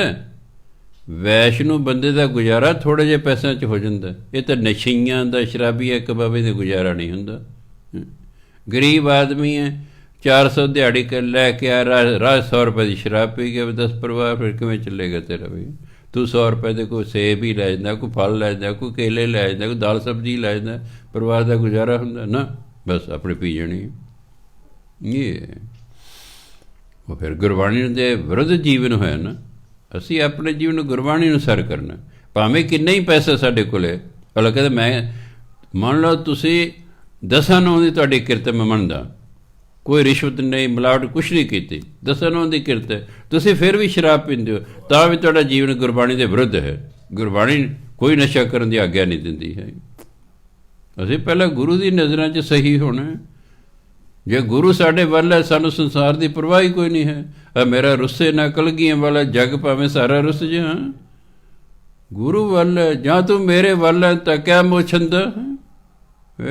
ਗੁਰੂ ਮਾ ਜੇ ਤੂੰ ਮੈਨੂੰ ਕਿਹਦੀ ਅਧੀਨਗੀ ਹੈ, ਮੈਨੂੰ ਕਿਹਦੀ ਕੀ ਪਰਵਾਹ ਹੈ? ਆਂਖ ਤਰੇ ਨਹੀਂ ਆਨੇ ਹੋ ਕਿ ਅੱਖ ਥੱਲੇ ਨਹੀਂ ਲਿਆਉਂਦਾ ਬੰਦਾ ਜੇ ਗੁਰੂ ਵੱਲ ਹੋਵੇ। ਅਤੇ ਗੁਰੂ ਤਾਂ ਹੀ ਵੱਲ ਹੋਵੇਗਾ ਨਾ ਜੇ ਅਸੀਂ ਗੁਰੂ ਦੀ ਗੱਲ ਮੰਨਾਂਗੇ। ਫਿਰ ਜੇ ਗੁਰੂ ਦੀ ਗੱਲ ਮੰਨਾਂਗੇ ਤਾਂ ਹੀ ਗੁਰੂ ਮਾ ਸਾਡੇ ਵੱਲ ਹੋਣਗੇ ਨਾ। ਇਸ ਲਈ ਇਹ ਨਹੀਂ ਕਿ ਸਾਡੇ ਕੋਲ ਪੈਸੇ ਨੇ, ਮੈਂ ਤਾਂ ਆਪਣੇ ਪੈਸੇ ਦੀ ਪੀਣਾ, ਮੈਂ ਕਿਹੜਾ ਕੋਈ ਠੱਗੀ ਕਰਕੇ ਪੈਸੇ ਕਮਾਏ ਨੇ, ਮੈਂ ਕਿਹੜਾ ਕੋਈ ਰਿਸ਼ਵਤ ਨਾ ਕਰ ਰਿਹਾ, ਮੈਂ ਤਾਂ ਆਪਣੇ ਦੀ ਕਮਾਉਣਾ। ਭਾਵੇਂ ਤੂੰ ਆਪਣਿਆਂ ਦੀ ਪੀਣਾ, ਪਰ ਹੈ ਤੇ ਗਲਤ ਨਾ। ਤੂੰ ਸਿੱਖ ਹੈ ਅਤੇ ਤੂੰ ਜੀਵਨ ਜਿਉਣਾ ਗੁਰਬਾਣੀ ਅਨੁਸਾਰ, ਅਤੇ ਤੂੰ ਸ਼ਰਾਬ ਪੀ ਰਿਹਾ ਹੈ, ਤੂੰ ਅਫੀਮ ਖਾ ਰਿਹਾ ਹੈ, ਤੂੰ ਬੀੜੀ ਸਿਗਰਟ ਦੀ ਵਰਤੋਂ ਕਰ ਰਿਹਾ, ਤੂੰ ਹੋਰ ਕਾਹਦੀ ਕਰ, ਤੂੰ ਗਲਤ ਹੈ। ਗੁਰੂ ਮਹਾਰਾਜ ਦੀ ਆਗਿਆ ਨਹੀਂ ਦਿੰਦੇ, ਭਾਵੇਂ ਤੂੰ ਆਪਣੇ ਪੈਸੇ ਦੀ ਪੀ ਰਿਹਾ, ਨਹੀਂ ਆਗਿਆ ਦਿੰਦੇ ਹਨ। ਇਹ ਸਾਡਾ ਕਰਮ ਗਲਤ ਹੈ। ਇਸ ਲਈ ਅਸੀਂ ਆਪਣੇ ਜੀਵਨ ਨੂੰ, ਠੀਕ ਹੈ ਰਾਤੇ ਰਾਤ ਗੁਰਬਾਣੀ ਅਨੁਸਾਰ ਜੀਵਨ ਨਹੀਂ ਹੋ ਜਾਇਆ ਕਰਦਾ। ਇਹ ਬੜਾ ਔਖਾ ਕੰਮ ਹੁੰਦਾ ਹੈ। ਇਹ ਸਟੈਪ ਬਾਈ ਸਟੈਪ ਚੱਲਣਾ ਪੈਂਦਾ, ਹੌਲੀ ਹੌਲੀ ਹੌਲੀ ਪੌੜੀਆਂ ਚੜ੍ਹਦੇ ਜਾਓ, ਅਤੇ ਇੱਕ ਦਿਨ ਸਵਰਗਵਾਸ ਹੋਣ ਤੋਂ ਪਹਿਲਾਂ ਆਪਣੇ ਜੀਵਨ ਨੂੰ ਬਾਣੀ ਅਨੁਸਾਰ ਕਰ ਲਓ, ਤਾਂ ਜੇ ਅਸੀਂ ਸੁਰਖਰੂ ਹੋ ਜਾਈਏ, ਪਰਮਾਤਮਾ ਦੇ ਦਰ 'ਤੇ ਜਾਈਏ, ਉਜਲ ਮੁੱਖ ਨਾਲ ਜਾਈਏ। ਕਦੇ ਵੀ ਗਲਤ ਵਰਤੋਂ ਨਹੀਂ ਕਰੀ, ਚਾਹੇ ਪੈਸਾ ਕਿੰਨਾ ਵੀ ਕੋਲ ਕੋ ਹੋਵੇ, ਉਹਦੀ ਗਲਤ ਵਰਤੋਂ ਨਹੀਂ ਕਰੀਦੀ ਹੁੰਦੀ। ਸਹੀ ਵਰਤੋਂ ਕਰੋ। ਤਾਂ ਕਹਿੰਦੇ ਨੇ ਬੜ ਭਾਗੀ ਤੇ ਜਨ ਜਗ ਮਾਹੇ, ਤੇ ਮੈਨੇ ਉਹ ਜਨ, ਉਹ ਵਿਅਕਤੀ ਸੰਸਾਰ 'ਚ ਵੱਡੇ ਭਾਗਾਂ ਵਾਲੇ ਹਨ, ਸਦਾ ਸਦਾ ਹਰ ਕੇ ਗੁਣ ਗਾਹੇ, ਜੋ ਸਦਾ ਹੀ ਪਰਮਾਤਮਾ ਦੇ ਗੁਣ ਗਾਉਂਦੇ ਹਨ। ਰਾਮ ਨਾਮ ਜੋ ਕਰੈ ਵਿਚਾਰ, ਜਿਹੜੇ ਰਾਮ ਦੇ ਨਾਮ ਦਾ ਵਿਚਾਰ ਕਰਦੇ ਹਨ, ਭਾਵ ਜੇ ਰਾਮ ਦਾ ਨਾਮ ਜਪਦੇ ਹਨ, ਜਿਹੜੇ ਪ੍ਰਮਾਤਮਾ ਦਾ ਨਾਮ ਜਪਦੇ ਹਨ ਸੇ ਧਨਵੰਤ ਗਣੀ ਸੰਸਾਰ। ਧਨਵੰਤ ਹੁੰਦਾ ਅਮੀਰ, ਗਣੀ ਹੁੰਦਾ ਸਮਝਣਾ, ਉਹਨੂੰ ਸੰਸਾਰ 'ਚ ਅਮੀਰ ਸਮਝਿਆ ਜਾਂਦਾ ਹੈ। ਧਰਮ ਅਨੁਸਾਰ ਉਹ ਅਮੀਰ ਹੈ ਜਿਹਦੇ ਕੋਲ ਨਾਮ ਧਨ ਹੈ। ਸੰਸਾਰਕ ਪੜ ਤੋਂ ਉਹ ਅਮੀਰ ਹੈ ਜਿਹਦੇ ਕੋਲ ਸੰਸਾਰੀ ਧਨ ਹੈ। ਪਰ ਇੱਕ ਗੱਲ ਯਾਦ ਰੱਖਣੀ ਹੈ, ਸੰਸਾਰੀ ਧਨ ਵਾਲੇ ਕੋਲ ਨਾਮ ਧਨ ਨਹੀਂ ਹੁੰਦਾ, ਪਰ ਜਿਹਦੇ ਕੋਲ ਨਾਮ ਧਨ ਹੈ ਉਹਦੇ ਕੋਲ ਸੰਸਾਰੀ ਧਨ ਜ਼ਰੂਰ ਹੁੰਦਾ ਹੈ। ਜਿਹਦੇ ਕੋਲ ਨਾਮ ਧਨ ਹੈ ਗਰੀਬ ਹੋ ਹੀ ਨਹੀਂ ਸਕਦਾ। ਉਹ ਪਰਮਾਤਮਾ ਨੂੰ ਗਰੀਬ ਰਹਿਣ ਹੀ ਨਹੀਂ ਦਿੰਦਾ। ਭਗਤ ਰਵਿਦਾਸ ਜੀ ਗਰੀਬਾਂ ਦੀ ਤਰ੍ਹਾਂ ਰਹਿੰਦੇ ਸੀ। ਪਰਮਾਤਮਾ ਨਹੀਂ ਸੀ ਚੰਗਾ ਲੱਗਦਾ ਵੀ ਯਾਰ ਮੇਰਾ ਨਾਮ ਜਪਦਾ, ਮੇਰਾ ਭਗਤ ਹੈ, ਇਹ ਗਰੀਬਾਂ ਦੀ ਤਰ੍ਹਾਂ ਕਿਉਂ ਰਹਿ ਰਿਹਾ ਹੈ। ਉਹ ਮੋਹਰਾ ਰੱਖਣ ਲੱਗ ਉਹਦੀ ਬੋਰੀ ਹੇਠਾਂ। ਜਦ ਸਿਮਰਨ ਕਰਦਾ ਪਹਿਲਾਂ 5 ਮੋਹਰਾ ਰੱਖ ਦੇਣੀ, ਉਹਨਾਂ ਚੱਕ ਕੇ ਆਲੇ 'ਚ ਰੱਖ ਦੇਣੀ, ਵਰਤਣੀਆਂ ਨਹੀਂ। ਫਿਰ ਆਕਾਸ਼ ਬਣੀ ਹੋਈ ਰਵਿਦਾਸ, ਤੂੰ ਇਹ ਮੋਹਰਾ ਵਰਤਿਆ ਕਰ, ਤੂੰ ਧਰਮਸ਼ਾਲਾ ਬਣਾ, ਤੂੰ ਲੰਗਰ ਲਾ, ਤੂੰ ਦੋਨੋਂ ਟਾਈਮ ਸਤਸੰਗ ਕਰਿਆ ਕਰ, ਤੈਨੂੰ ਇਸ ਲਈ ਪੈਸੇ ਦੇ ਰਿਹਾ ਮੈਂ। ਤਾਂ ਭਗਤ ਰਵਿਦਾਸ ਵਰਤਣੇ ਸ਼ੁਰੂ ਕੀਤੇ। ਪਰਮਾਤਮਾ ਨਹੀਂ ਚਾਹੁੰਦਾ ਮੇਰਾ ਭਗਤ ਗਰੀਬ ਹੋਵੇ, ਭਗਤ ਮੇਰਾ ਭਗਤ ਅਮੀਰ ਹੋਵੇ। ਹਾਂ, ਇਸ ਲਈ ਭਗਤ ਨੂੰ ਕਿਸੇ ਚੀਜ਼ ਦੀ ਕੋਈ ਕਮੀ ਨਹੀਂ ਹੁੰਦੀ। ਆ ਜਿੰਨੇ ਸੰਤ ਮਹਾਤਮਾ ਤੋਂ ਤੇ ਕੋਈ ਗਰੀਬ ਹੈ? ਆਮ ਘਰਾਂ 'ਚੋਂ ਪੈਦਾ ਹੋਏ ਨੇ ਔਰ ਪੜ੍ਹੇ ਵੀ ਥੋੜ੍ਹੇ ਥੋੜ੍ਹੇ ਨੇ। ਕੋਈ ਸੰਤ ਮਹਾਤਮਾ ਕੋਈ PhD ਨਹੀਂ, ਇੱਕ ਅੱਧਾ ਭਾਵੇਂ ਕੋਈ MA ਹੋਵੇ, ਨਹੀਂ ਤਾਂ ਕੋਈ 8 ਜਮਾਤਾਂ ਪੜ੍ਹੇ, ਕੋਈ 10 ਜਮਾਤਾਂ, ਇੰਨੇ ਕੁ ਪੜ੍ਹੇ ਹੁੰਦੇ ਸਨ। ਹੁਣ ਭਾਵੇਂ BA ਕਰਨ ਲੱਗ ਪਏ ਹੁਣ। ਪੁਰਾਣੇ ਜਿੰਨੇ ਸੰਤ ਮਹਾਤਮਾ ਥੋੜ੍ਹੇ ਥੋੜ੍ਹੇ ਪੜ੍ਹੇ ਹੁੰਦੇ ਸਨ। ਪਰ ਦੇਖੋ ਨਾਮ ਧਨ ਕਿੰਨਾ ਉਹਨਾਂ ਕੋਲ, 2-2 ਕਰੋੜ ਦੀਆਂ ਕਾਰਾਂ ਨੇ, ਸੇਵਾਦਾਰ ਅੱਗੇ ਪਿੱਛੇ ਨੇ, ਕਿਸੇ ਵੱਡੀਆਂ ਵੱਡੀਆਂ ਕੋਠੀਆਂ 'ਚ ਰਹਿੰਦੇ ਨੇ। ਅਤੇ ਫਿਰ ਇਹ ਵੀ ਨਹੀਂ ਵੀ ਉਹਨਾਂ 'ਤੇ ਕੋਈ ਦੋਸ਼ ਲੱਗੇ ਜਿਹਨਾਂ ਹਰਾਮ ਦੀ ਕਮਾਈ ਹੈ। ਨਾ, ਸੰਗਤ ਦੇ ਰਹੀ ਹੈ, ਉਹਨਾਂ 'ਤੇ ਕੋਈ ਹਰਾਮ ਦੀ ਕਮਾਈ ਦਾ ਦੋਸ਼ ਤਾਂ ਨਹੀਂ ਲੱਗਦਾ ਵੀ ਇਹਨਾਂ ਕੋਲ ਹਰਾਮ ਦੀ ਕਮਾਈ ਹੈ ਜੀ। ਸੰਗਤ ਆ ਰਹੀ, ਮੱਥੇ ਟੇਕ ਰਹੀ, ਪੈਸੇ ਦੇ ਰਹੀ ਹੈ, ਉਹ ਸੰਗਤ ਦੇ ਪੈਸੇ ਵਰਤ ਰਹੇ ਪੈਸਾ। ਉਹ ਕਿਸੇ ਤੋਂ ਰਿਸ਼ਵਤ ਨਹੀਂ ਲੈਂਦੇ ਅਤੇ ਨਾ ਕੋਈ ਰੇਤਾ ਬਜਰੀ ਵੇਚਦੇ ਨੇ ਚੋਰੀ ਆਪਣਾ। ਠੀਕ ਹੈ, ਇਹ ਭਜਨਬੰਦੀ ਉਹਨਾਂ ਕੋਲ ਨਾਮ ਧਨ ਹੈ। ਹੁਣ ਕੋਈ ਈਰਖਾ ਕਰੀ ਜਾਓ ਬਈ, ਤੁਹਾਡੇ ਨਾਲ ਈਰਖਾ ਕਰ, ਤੁਸੀਂ ਨਾਮ ਜਪ ਲਓ, ਤੁਸੀਂ ਨਾਮ ਧਨ ਇਕੱਠਾ ਕਰ ਲਓ, ਤੁਹਾਡੇ ਕੋਲ ਸਭ ਕੁਛ ਹੋ ਜਾਏਗਾ। ਪਰਮਾਤਮਾ ਨਾਮ ਜਪਣ ਵਾਲੇ ਨੂੰ ਭੁੱਖਿਆ ਨਹੀਂ ਰਹਿਣ ਦਿੰਦਾ। ਉਹਨੂੰ ਚੰਗੇ ਨਹੀਂ ਲੱਗਦਾ ਮੇਰਾ ਨਾਮ ਜਪਣ ਵਾਲਾ ਭੁੱਖਾ ਰਹੇ। ਇਸ ਲਈ ਅਸਲ ਧਨਵਾਨ ਤੇ ਉਹ ਹੈ ਜਿਹਦੇ ਕੋਲ ਨਾਮ ਧਨ ਹੈ। ਸੇ ਧਨਵੰਤ ਗਣੀ ਸੰਸਾਰ, ਉਹਨਾਂ ਨੂੰ ਅਮੀਰ ਗਿਣਿਆ ਜਾਂਦਾ ਹੈ। ਮਨ ਤਨ ਮੁਖ ਬੋਲੇ ਹਰ ਮੁਖੀ। ਉਹ ਕਹਿੰਦੇ ਮਨ ਕਰਕੇ, ਤਨ ਕਰਕੇ, ਮੁਖ ਕਰਕੇ ਪਰਮਾਤਮਾ ਦਾ ਨਾਮ ਬੋਲਦੇ ਰਹਿੰਦੇ ਹਨ, ਪਰਮਾਤਮਾ ਦਾ ਨਾਮ ਜਪਦੇ ਰਹਿੰਦੇ ਹਨ। ਸਦਾ ਸਦਾ ਜਾਨੋ ਤੇ ਸੁਖੀ। ਉਹਨੂੰ ਸਮਝੋ ਉਹ ਤਾਂ ਸਦਾ ਹੀ ਸੁਖੀ ਨੇ, ਕਿ ਉਹ ਨਾਮ ਜਪਦੇ ਰਹਿੰਦੇ ਨੇ, ਬਸ ਸੁਖੀ ਨੇ। ਏਕੋ ਏਕ ਏਕ ਪਛਾਣ, ਉਹ ਪਰਮਾਤਮਾ ਨੂੰ ਹੀ ਪਛਾਣਦੇ ਹਨ, ਉਸ ਇੱਕ ਪਰਮਾਤਮਾ ਨੂੰ ਹੀ ਉਹ ਜਾਣਦੇ ਹਨ। ਇਤ ਉਤ ਕੀ ਉਹ ਸੋਝੀ ਜਨ, ਉਹਨਾਂ ਲੋਕ ਪਰਲੋਕ ਦੀ ਸੋਝੀ ਹੋ ਜਾਂਦੀ ਹੈ। ਉਹਨਾਂ ਲੋਕ ਪਰਲੋਕ ਦੀ ਸੋਝਦੇ, ਇਹ ਪਿਛਲੇ ਜਨਮ 'ਚ ਕੀ ਸੀ, ਅੱਗੇ ਕੀ ਹੋਊਗਾ, ਤੁਹਾਡੇ ਸਾਹਮਣੇ ਆਇਆ ਹੈ ਤਾਂ ਦੇਖ ਲਓ, ਅੱਛਾ ਪਿਛਲੇ ਜਨਮ 'ਚ ਆ ਸੀ, ਅੱਗੇ ਆ ਬਣੂਗਾ। ਇਤ ਉਤ ਕੀ ਸੋਝੀ, ਲੋਕ ਪਰਲੋਕ ਦੀ ਸੋਝੀ ਹੋ ਜਾਂਦੀ ਉਸ ਨੂੰ। ਗੁਰੂ ਨਾਨਕ ਜਿਹੜਾ ਕਿਹੜਾ ਖਗੋਲ ਵਿੱਦਿਆ ਪੜ੍ਹੇ ਸਨ ਜੀ, ਕਦੇ ਲੱਖੇ ਆਕਾਸ਼ ਨੇ, ਲੱਖੇ ਪਤਾਲ ਨੇ। ਇੰਨੀ ਜ਼ਬਰਦਸਤ ਉਹਨੇ ਦਿਵ ਦ੍ਰਿਸ਼ਟੀ ਸੀ ਕਿ ਅੱਜ ਦੀ ਜਿਹੜੀ ਦੂਰਬੀਨ ਹੈ ਉੱਥੇ ਤੱਕ ਨਹੀਂ ਪਹੁੰਚੀ ਜਿੱਥੇ ਤੱਕ ਗੁਰੂ ਨਾਨਕ ਜੀ ਪਹੁੰਚ ਚੁੱਕੇ ਸਨ। ਅੱਜ ਦੀ ਦੂਰਬੀਨ ਵੱਧ ਤੋਂ ਵੱਧ 10 ਗ੍ਰਹਿ ਕਹਿੰਦੀ ਹੈ, ਉਹ ਕੋਈ ਲੱਖੋ ਹੀ ਨੇ, ਲੱਖੋ ਹੀ ਨੇ। ਐਡੀ ਜ਼ਬਰਦਸਤ ਉਹਨਾਂ ਦੀ ਦੂਰਬੀਨ ਸੀ। 500 ਸਾਲ ਪਹਿਲਾਂ ਕਹਿਤਾ ਉਹਨੇ, ਲੱਖਾਂ ਹੀ ਆਕਾਸ਼ ਨੇ, ਲੱਖਾਂ ਹੀ ਪਤਾਲ ਨੇ। ਇਹ ਤੋਂ ਕੀ ਉਹ ਸੋਝੀ, ਉਹਨੂੰ ਲੋਕ ਪਰਲੋਕ ਦੀ ਸੋਝੀ ਹੋ ਜਾਂਦੀ ਹੈ। ਨਾਮ ਸੰਗ ਜਿਸ ਕਾ ਮਨ ਮਾਨਿਆ, ਪਰਮਾਤਮਾ ਦੇ ਨਾਲ ਜਿਹਦਾ ਮਨ ਮੰਨ ਗਿਆ ਨਾ, ਨਾਨਕ ਤਿਨੈ ਨਿਰੰਜਨ ਜਾਣੇ। ਸਮਝੋ ਉਹਨੇ ਪਰਮਾਤਮਾ ਨੂੰ ਜਾਣ ਲਿਆ। ਇਹ ਮਨ ਹੀ ਨਹੀਂ ਮੰਨਦਾ ਹੈਗਾ ਨਾਮ ਨੂੰ, ਨਾ ਮਨ ਨਹੀਂ ਮੰਨ ਰਿਹਾ। ਮਨ ਮੰਨ ਗਿਆ ਫਿਰ ਪਰਮਾਤਮਾ ਜਾਣ ਕੇ ਤੇ ਹੋ ਹੀ ਜਾਣੀ, ਫਿਰ ਉਹਨੇ ਨਾਮ ਹੀ ਜਪਣਾ। ਫਿਰ ਇਹ ਮਨ ਹੀ ਇੱਕ ਵਾਰੀ ਮਨਾਉਣਾ ਹੈ। ਕਿਸੇ ਕੋਈ ਤੁਸੀਂ ਕਹੋ ਯਾਰ ਮੇਰਾ ਤਾਂ ਮਨ ਨਹੀਂ ਮੰਨਦਾ ਤੇਰੀ ਗੱਲ ਨੂੰ, ਹਾਂ ਵੀ ਤੇਰੀ ਗੱਲ ਕੀ, ਤੇਰੀ ਠੀਕ ਹੈ, ਕੀ ਨਾਮ ਜਪਣਾ ਪਾਪ ਖਤਮ ਹੋ ਜਾਏ, ਮੇਰਾ ਤਾਂ ਮਨ ਨਹੀਂ ਮੰਨਦਾ, ਉਹ ਫਿਰ ਕਿਵੇਂ ਗੱਲ ਬਣੇਗੀ। ਉਹਦਾ ਮਨ ਮੰਨੇਗਾ ਤਾਂ ਉਹ ਸਿਮਰਨ ਕਰੇਗਾ, ਤਾਂ ਉਹਦੇ ਪਾਪ ਖਤਮ ਹੋਣਗੇ। ਜਦੋਂ ਨਾਮ ਨਾਲ ਮਨ ਮੰਨ ਗਿਆ ਵੀ ਹਾਂ ਵਾਕਈ ਨਾਮ ਜਪਣਾ ਚਾਹੀਦਾ, ਅਤੇ ਵਾਕਈ ਬੰਦਾ ਨਾਮ ਜਪਣ ਲੱਗ ਜੇ, ਇੱਕ ਦਿਨ ਕਹਿੰਦਾ ਪਰਮਾਤਮਾ ਦੀ ਜਾਣਕਾਰੀ ਉਹਨੂੰ ਹੋ ਜਾਏਗੀ, ਪਰਮਾਤਮਾ ਦੀ ਪ੍ਰਾਪਤੀ ਹੋ ਜਾਏਗੀ। ਇਸ ਲਈ ਗੁਰੂ ਮਹਾਰਾਜ ਕਿਰਪਾ ਕਰਨ, ਐਂ ਸਾਡੇ 'ਤੇ ਬਖਸ਼ਿਸ਼ ਕਰਨ, ਅਸੀਂ ਸਤਸੰਗ ਕਰੀਏ, ਗੁਰੂ ਮਹਾਰਾਜ ਤੋਂ ਸਿੱਖਿਆ ਲੈ ਕੇ ਜੀਵਨ 'ਚ ਧਾਰਨ ਕਰੀਏ ਅਤੇ ਆਪਣੇ ਲੋਕ ਸੁਖੀਏ, ਪਰ ਲੋਕ ਸੁਲੇ ਦੀ ਅਵਸਥਾ 'ਤੇ ਪਹੁੰਚੀਏ। ਸਤਿਕਾਰਯੋਗ ਸਾਧ ਸੰਗਤ, ਸਮਾਂ ਹੋ ਗਿਆ। ਵਾਹਿਗੁਰੂ ਜੀ ਕਾ ਖਾਲਸਾ, ਵਾਹਿਗੁਰੂ ਜੀ ਕੀ